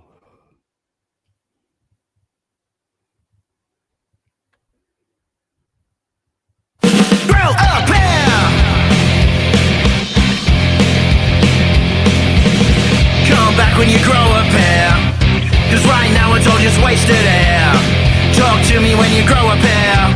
Your talk is cheap and you're a billionaire. Government doesn't work for you. I guess that means that they're working for somebody else. So come back when you grow a pair.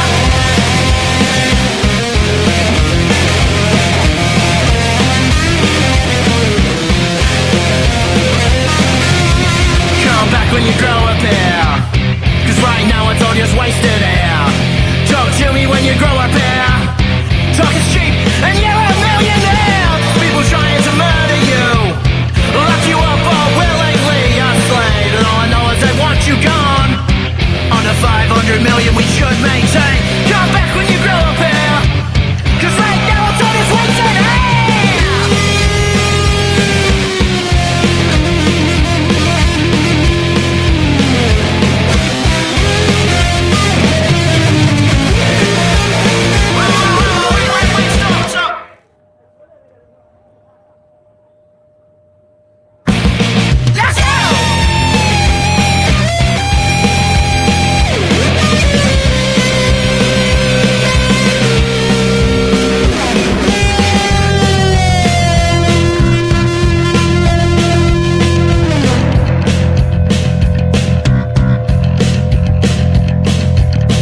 And it's not like they're hiding it. Yeah, they put it all out there in clear view, manufacturing your consent. And if you do nothing, then it's on you. There's a battle going on for your soul. They're trying to keep you separated from God. They're trying to keep you separated from God. So come back when you know a pair, 'cause right now it's all just wasted air. Talk to me when you know a pair. Talk is cheap and you're a millionaire. You're already at war and you know that. So come back when you grow a pair. Come back when you grow a pair. Come back when you grow a pair. Grow a pair.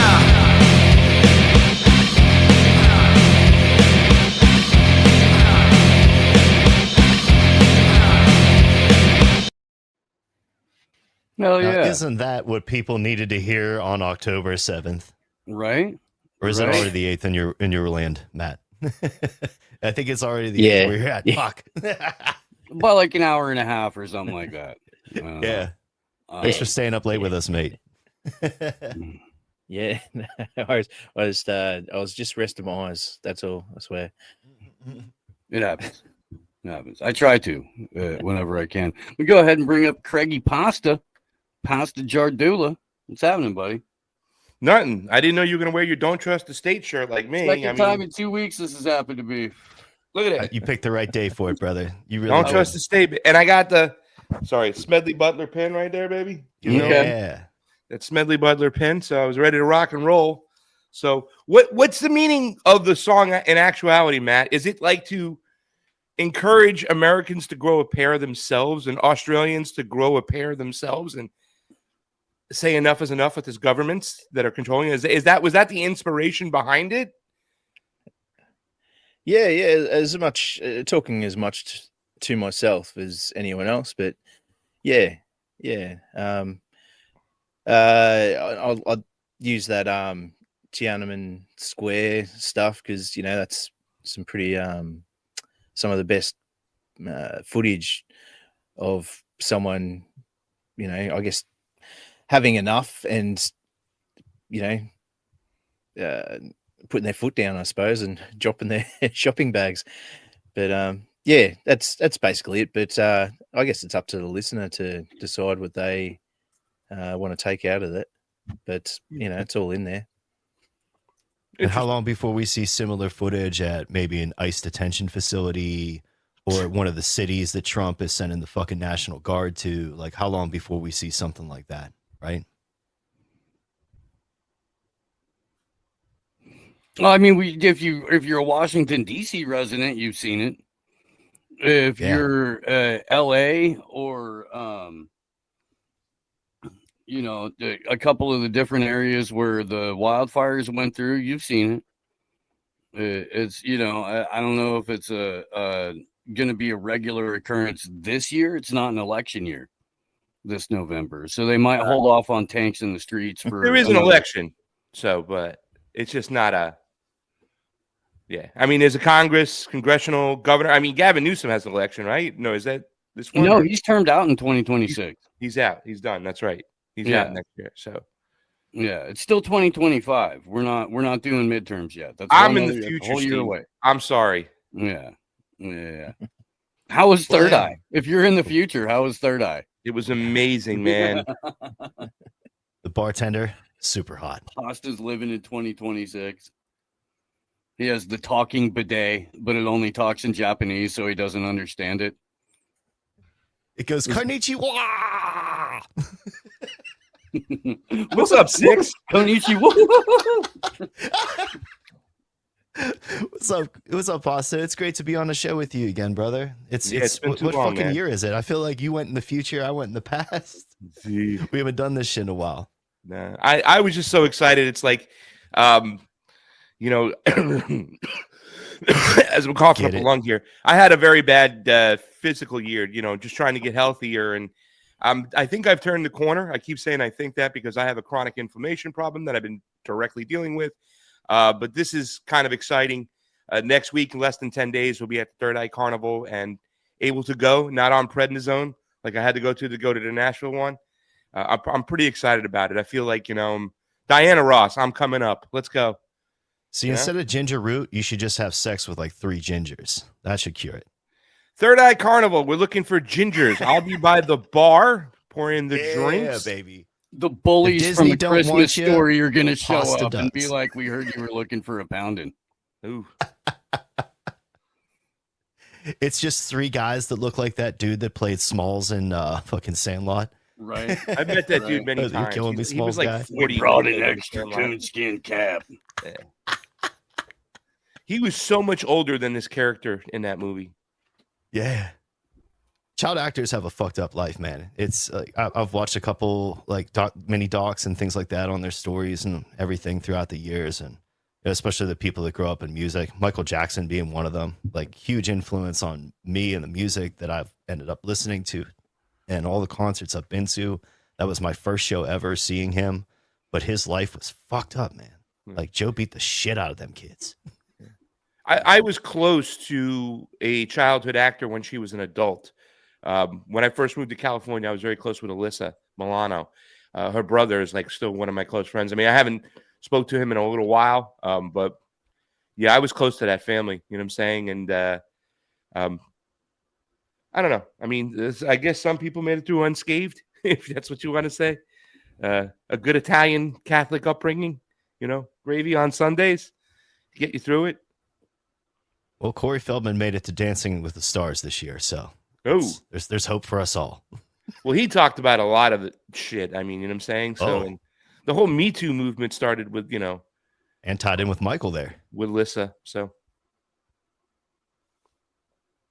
I mean, whatever happened, there's no more expose, it seems like, on that kind of stuff now.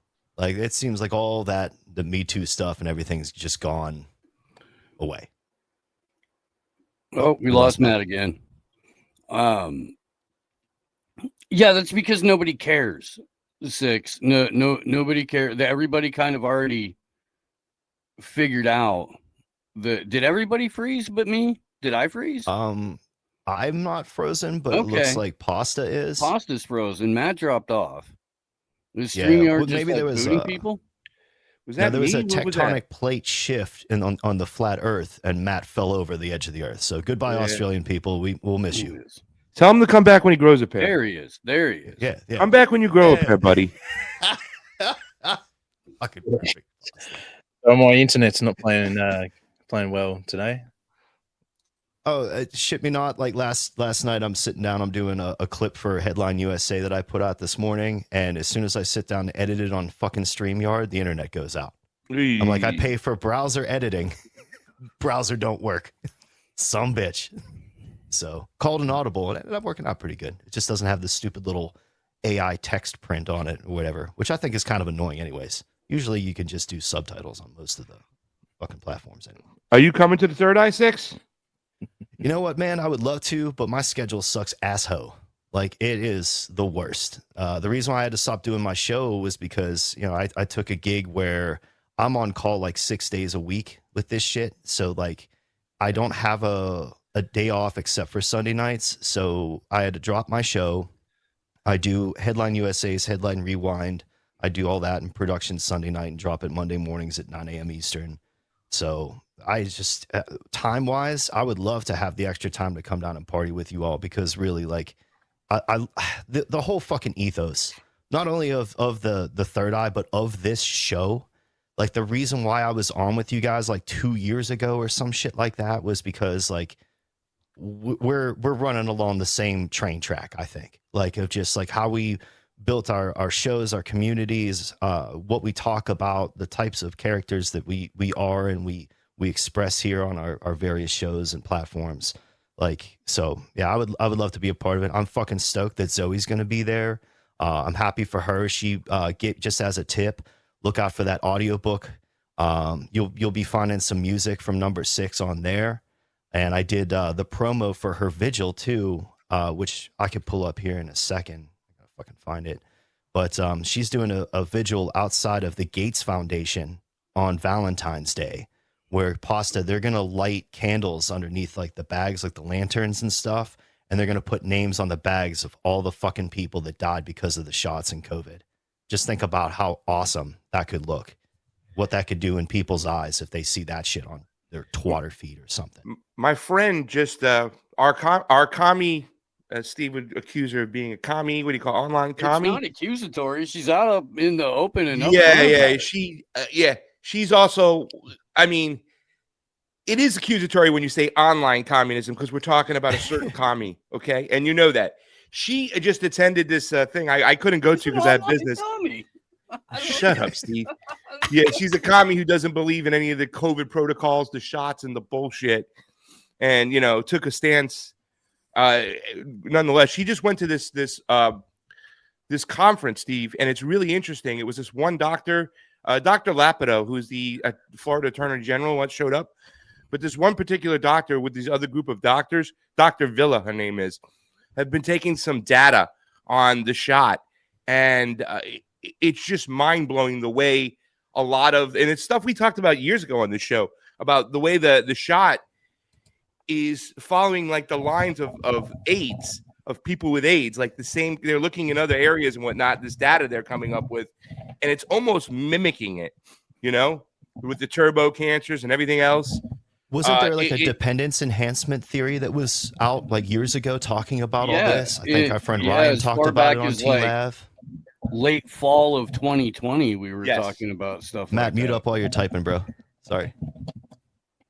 Yeah, well, all this data is coming out now, and you know, she just went to this conference. It's mind blowing. I think that Dr. Villa needs to start doing some rounds. It's really hard to understand when she kind of puts it out there in a conference, but See what you did there with the rounds. Yeah, we'll slow it down and we'll get her out there and stuff. More COVID stuff coming. I mean, geez, holy cow, right? Like, and now we're gonna start seeing some data, and Yeah, I don't think it's going to be when I still talk to people. There's a hard time getting across the lefties that still want to hold on to the whole COVID narrative. I asked them one thing. I'm like, well, have you looked at Pfizer's own data on the shot? It start right there. They just haven't. I'm like, look at Pfizer's own data, and you'll see that we were right. You know, Pasta, I go to shows and motherfuckers are still wearing masks, like both people in the crowd and staff. And you know what I do? I walk past them, I cup my hand over my asshole and I fart into it. And then I waft it towards their mask because I know it's going to get trapped in between their stupid face and the mask. You crop dust them inside the mask. That's genius. I was just in a courtroom in L.A. and the judge was wearing a mask. I'm like, oh, well, I'm not getting a good decision on this one. Yeah. And it's so ridiculous because they're still like, so there are a lot of judges, right, who are very political in LA. A lot of them are appointed by our good friend Gavin Newsom, Steve's favorite politician. And it's so crazy to see their opinions on, like, you know, coming together to everybody get the shot, to, you know, not necessarily vaccine passports, but a form of that, and then stand behind what they call HIPAA laws when it comes to, okay, well, let's go, you know, in a family custody case, let's go ahead and let's get, you know, mental evaluations. Oh, no, we can't do that. HIPAA laws and stuff. I'm like, dude, you wrote a whole dissertation on fucking COVID and doing your part and getting passports, you know what I'm saying, and pushing for those things. And now you want to stand behind HIPAA laws? Fuck out of here. Matt, what's the insanity still like down in Australia there? And talk like about Lucinda in New Zealand if you can. Yeah. Jacinda. Sorry. Give us the dirty on that horse face, bitch. She's in the States. Yeah, I don't know too much about her. You know, all I know is that she's the one source of truth was when it comes to COVID related topics. I'm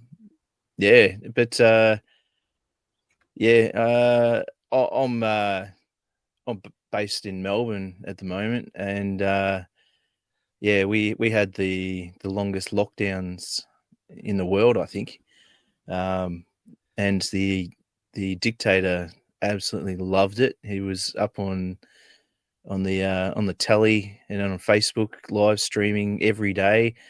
You know, whatever the whim was of the day, that, you know, today you can go 5 kilometers from your house for 1 hour, you know, things like that. You just make something up new every day or every week. And he's gone now, but he's appointed. So we don't get to elect who we have as I guess it's like a governor, but it's our premier.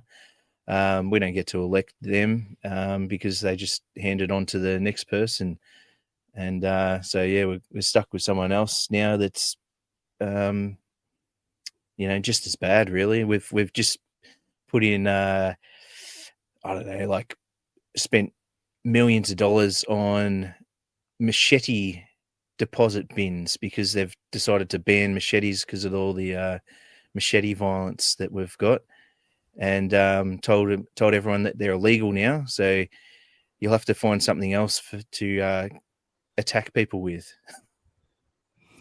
You know, I mean, I've seen videos of like commercial kitchens and stuff like that in China where the knives are chained to the butcher block so they can't be removed and used as a weapon.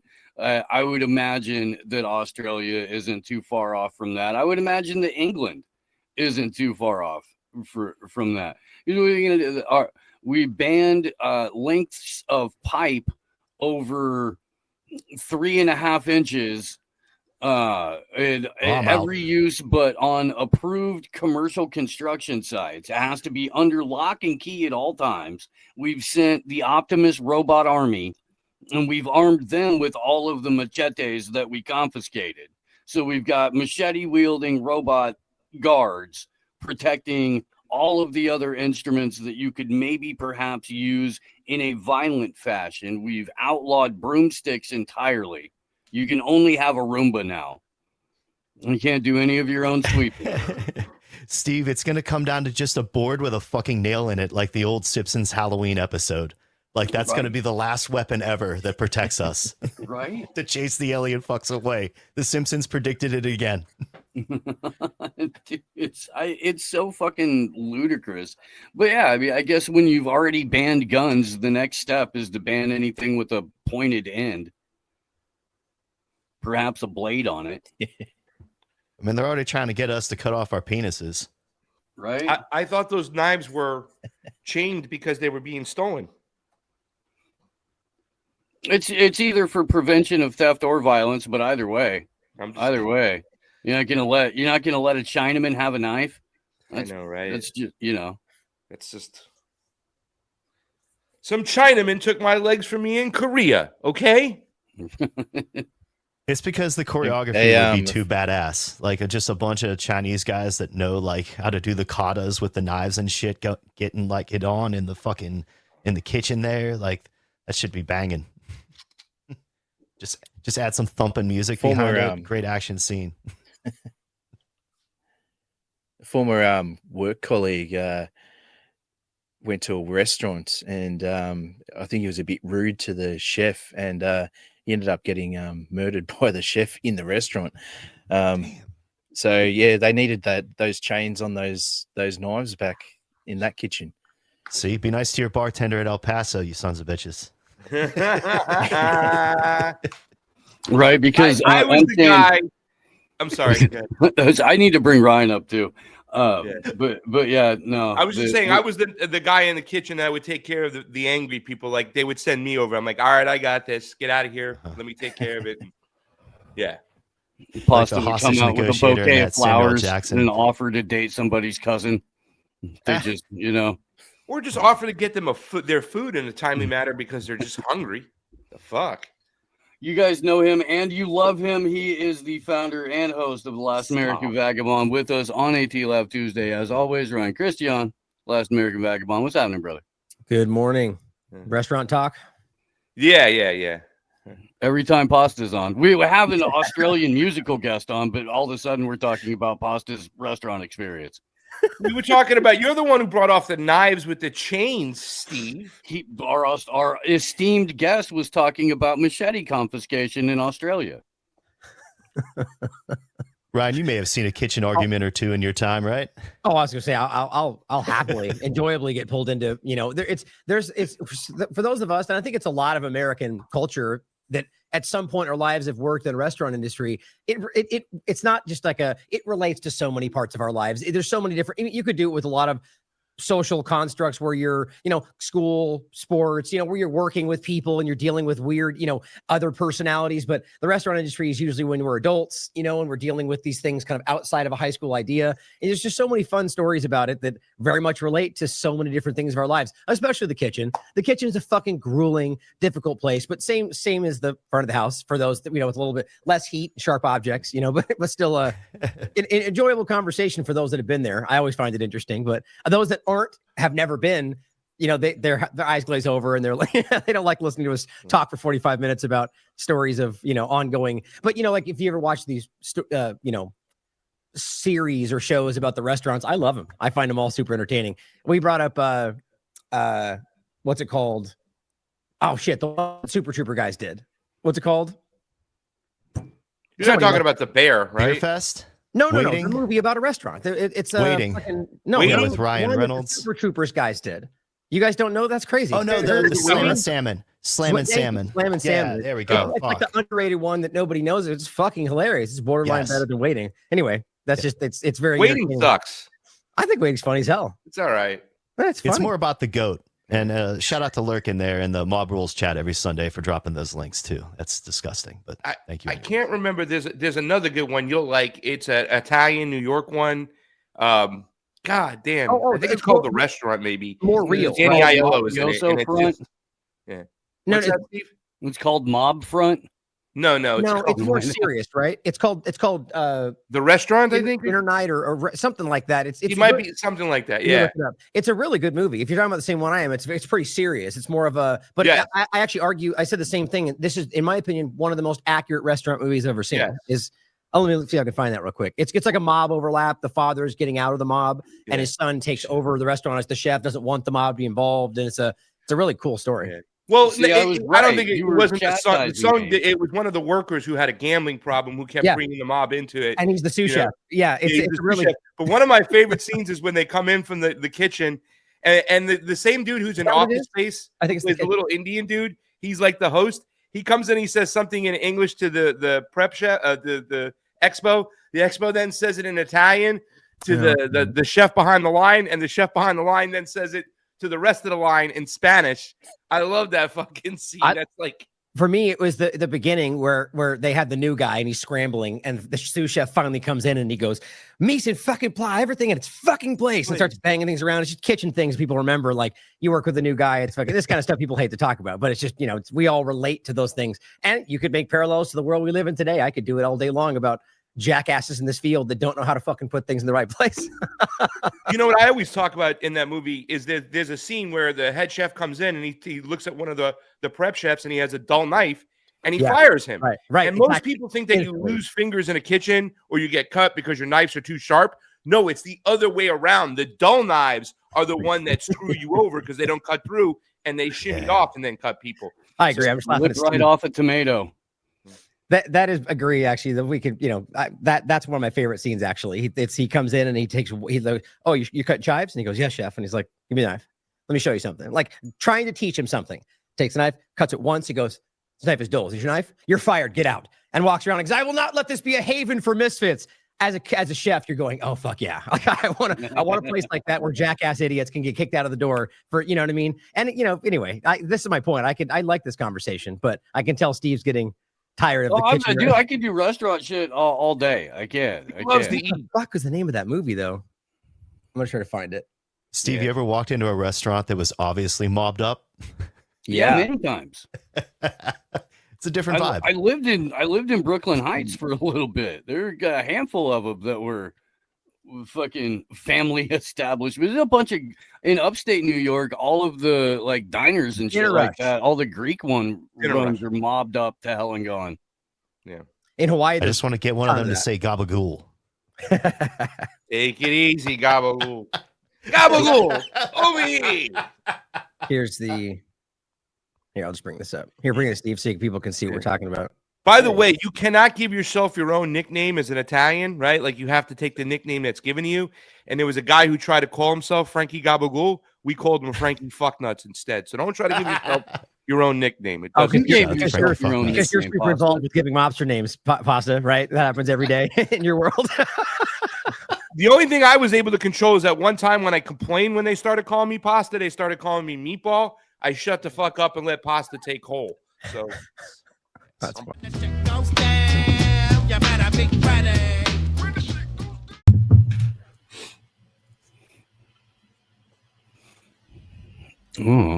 Where is she? We were talking about the canned ass.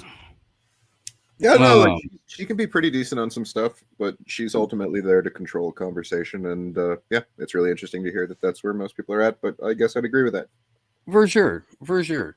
I did want to talk about this a little bit because it is kind of fucking crazy, and in the grand scheme of things, all it's going to do is give a limited hangout a little bit more legitimacy, unless there's people like us who are here to deconstruct it. And others knew that Charlie was done with Israel bullying him, and I am now going to present to you proof of what I am saying. This is an actual group chat, which happened 2 days before Charlie Kirk was assassinated. There were 9 people in total on this chat, including Charlie and Rob McCoy. I'm going to protect the names of the other 7 for now.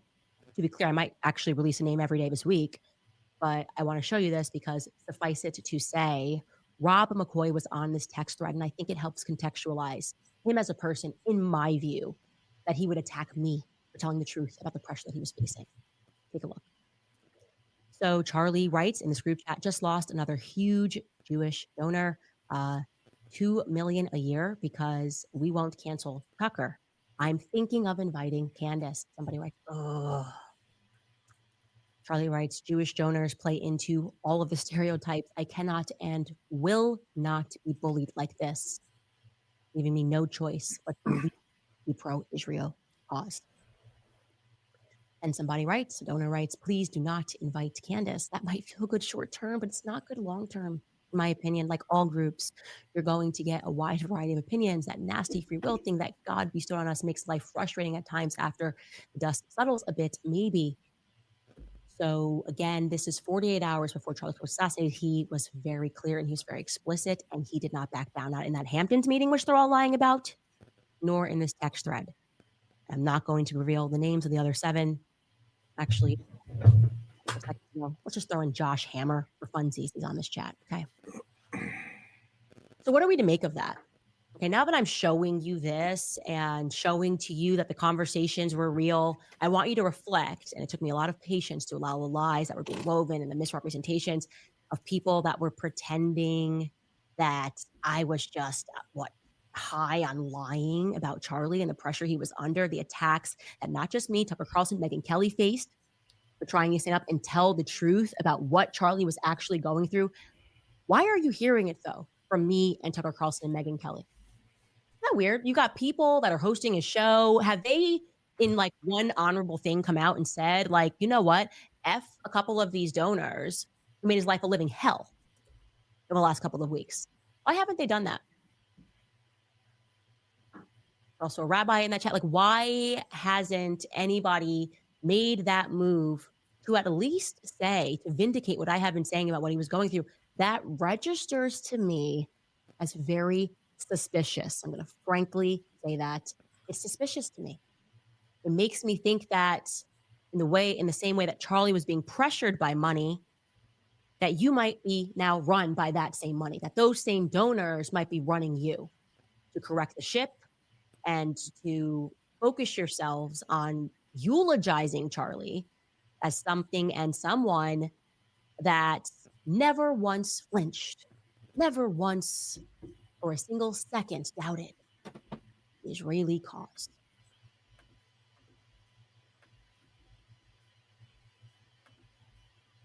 So, okay, we did, I think yesterday, talked a little bit about me not believing that those were legitimate text messages or a WhatsApp group chat or whatever it is.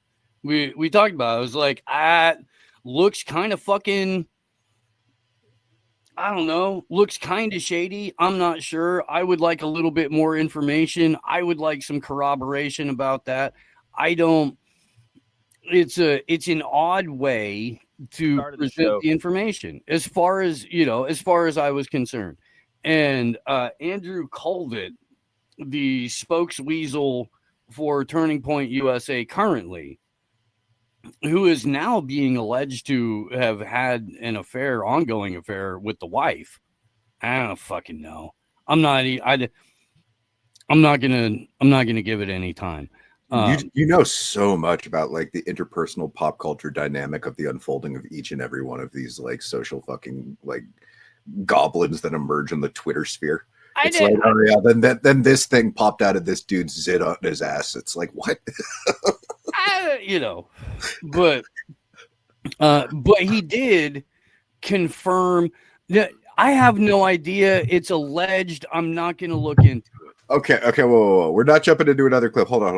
What is like? Well, this is the spokesman for Turning Point USA confirming the validity of the text messages that Candace just showed. So it is pertinent to the conversation because this is somebody who is positioned, at least in the public view, as adversarial to the reporting that Candace has been doing. Okay. Well, do that comment on it. Then I'm going to go in a completely different direction because I take this whole Kirk thing that's happening just like in a weird way. It's my own. No, I mean, so do I. So I'm looking forward to getting into it. I just want to be able to like put a pin in. Sure. Yeah. Go ahead. The segment there. So to address some of the things that have been going around on public, namely about a group text chain that has been made known and released by Candace Owens. And I just want to address it head on because, that was a text grab, a screen grab that I had shared with people. So it is authentic. And I want to go into it because I actually am really excited that the truth is out there. So he has also confirmed that the supposed letter that Benjamin Netanyahu received from Charlie Kirk is real. He said that is real. I don't necessarily, I don't really believe anything that comes out of this dude's mouth. Right. Yeah. Nor do I believe most of what comes out of Candace's mouth. I do think that she is a very talented, very ambitious lady. I think that she's been able to parlay that into incredible success and marriage to a member of the extended royal family, who is also a rabid diehard Zionist. So it's theater of the absurd for the people who were driven to absurdity by merely existing in the dumbest of all possible timelines.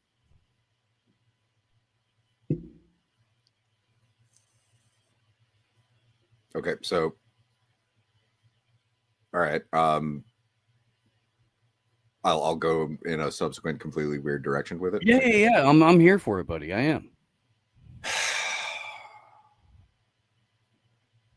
So the whole Kirk thing is like, it's the weirdest social phenomena that we've seen unfold, and it's like it's unfold with the way in which these things typically happen. So it's not altogether dramatically abstract. When you see like trauma porn unfold in a large public capacity in which there are various different discrepancies with the story that people then nitpick in order to be able to garner a deeper insight into what's actually going on, blah, blah, blah, blah, blah, it consumes your life. So you can look at it from the actual scene of the assassination, from the perspective of, well, was it actually a bullet? Was it something else hitting him? Was it like the lavalier exploding, et cetera, and so forth? You can get into the forensic analysis of it on a what happened on the scene basis. You can also do that on a psychological parallel. You can look at the people who had any number of different reactions. The dude who stood up and he was cheering the moment after. What the fuck was that about? The dude who was there as a distractive agent who was being led away to saying, shoot me, stuff like that. Okay, well, that's the kind of thing where they sprinkle psyops or that sort of thing. And then that's like sprinkling of a psyop in a particular way adjacent to the forensic analysis of the scene shows you a variety of different palettes already. Okay, well, then you can move from that to the occultist perspective on it. You can move from that to like the technological perspective on it, the drones that they had flying around, the surveillance, the implications of what that would do to us in the sense of how it would impact and influence our sense of free speech, what it is to be having that attacked in a large public capacity on campus, because that's the idea of, that's the forum that's supposed to garner and nurture that side of us. All right, well, all of that's happening, and that's a deliberate creation on behalf of an occult class that does this sort of thing to hijack the conversation. That's sort of what I was alluding to before with the idea of, and when I mean before on past shows, I don't understand the scope of this thing. Because if they're literally at the point of creating people's marriages in order to influence their opinions, in order to create bubbles of conversation that are echo chambers with intelligence apparatuses that go into things that you don't even have to be an agent of the state. All you have to do is be impregnated by an idea and then be led in a particular direction by your own inquiry of that idea. So it's the creation of an environment that is more sophisticated than the people who exist in that environment. They don't pick it apart. They don't see the matrix for what it is. They just get lost in it. And it's really interesting, even that idea is like that play on the word matrix. What that is Latin word for the word for womb. But we all hear it and we think of it in a technological capacity. So matrix used to be something that was infused with the spiritual dynamic of existing and going from one state of nurturing to another. And now it's something that we think of as coexisting with the machine. And so, yeah, Steve, get me off a big screen. Goddamn. Okay. It's well, like, I mean, you were cooking. I wanted to. No, I'm just fucking talking. When you do that, it's like, why the fuck about a big screen here? It's like, okay, anyway, point is, it's like, I don't understand the scope of if they're literally creating personality types in a conjoinment of echo chambers that overlap with the intelligence apparatus. And if that's actually happening, how does that then lend itself to occultism? Because that's actually what's controlling this whole thing. So the whole Charlie Kirk creation looks to me almost like a way to show that a lot of people in the alternative media are literally just the same as the mainstream alternative media, because they become parrots of an irrelevant conversation that was largely cooked up as a creation to drain our energy and take it away from actual revolution. And that isn't to detract the merits of a man or how painful it is to see someone assassinated like that. It's more just saying that, like, okay, well, at what point do the various different sequences of the psyops that these people have created or will continue to create ultimately take away from our ability to have the conversation in a productive way, because we'll always have to return to their stage, you know? And so it's that side of it as well. And that's all the things that I think about with this happening. It's like, I don't understand the scope of it. If they're literally at the point where they'll create communism and fascism, and they'll create these micro schisms in our interpersonal ability to communicate with one another, then the stage of conversation is less what we're talking about and more the theatrics of the pyrotechnics that are happening out front of us. And that's really a funny metaphor for what they did in the memorial, given the pyrotechnics that were happening in front of Erica and Trump, you know? So that's kind of my take on the whole thing. It's a very elaborate and wide spanning pontification, and kind of just a stepping back and going, in response to the social dynamic of what's unfolded. Yeah.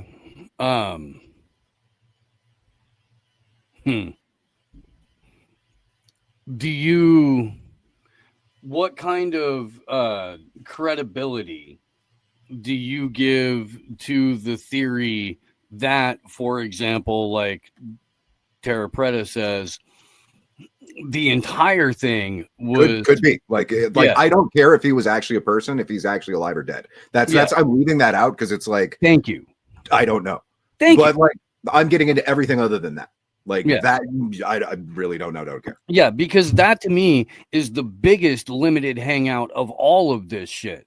Because no matter what that particular reality is, the reality that we have to live in is the one where the current regime has used this event as justification for increasing authoritarianism, has used this event for increasing technocratic surveillance, has used this event in order to harvest the fucking loosh of hundreds of millions of people. Yeah, think of it like a really poorly timed smokescreen ninja who's just like runs in at any time there's something happening, throws down a smoke bomb, destroys something in the place, says, oh, the smoke bomb happened, something's destroyed now I have to do this. And until you learn that this is just like this tactic that's going to keep happening, they're going to run in, they're going to throw down something, it's going to blow up, and then they say, now we have to change this.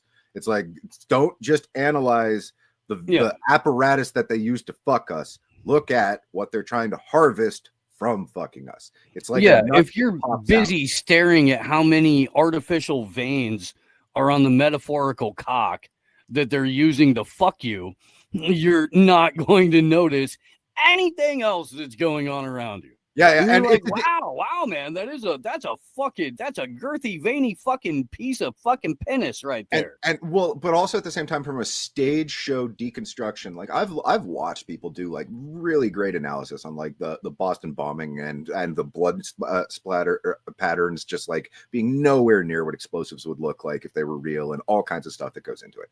And it's really interesting, and it makes you pontificate and juxtapose something like that versus Vegas, which is very high casualty event, but they're very clearly covering up what was actually going on.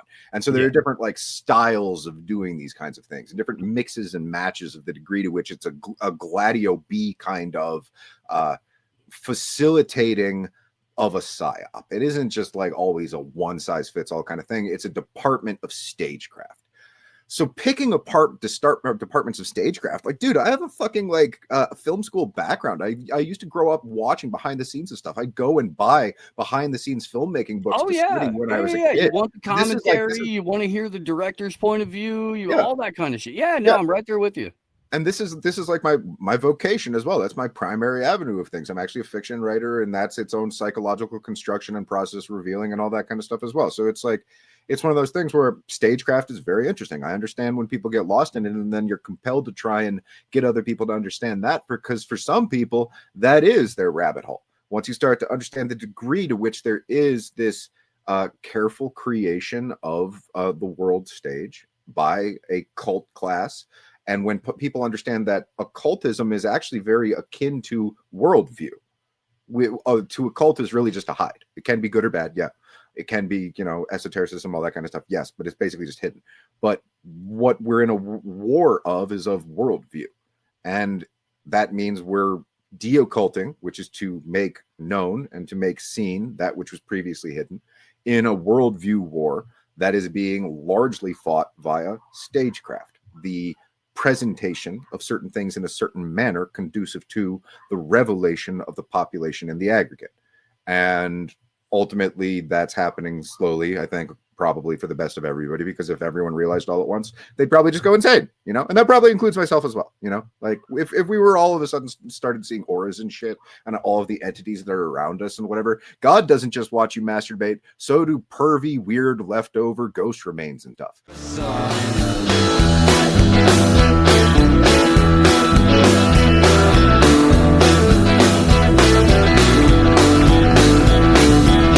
Uncle Slayton's got his Texan pride, back in the thickets with his Asian bride. He's got an Airstream trailer and a Holstein cow.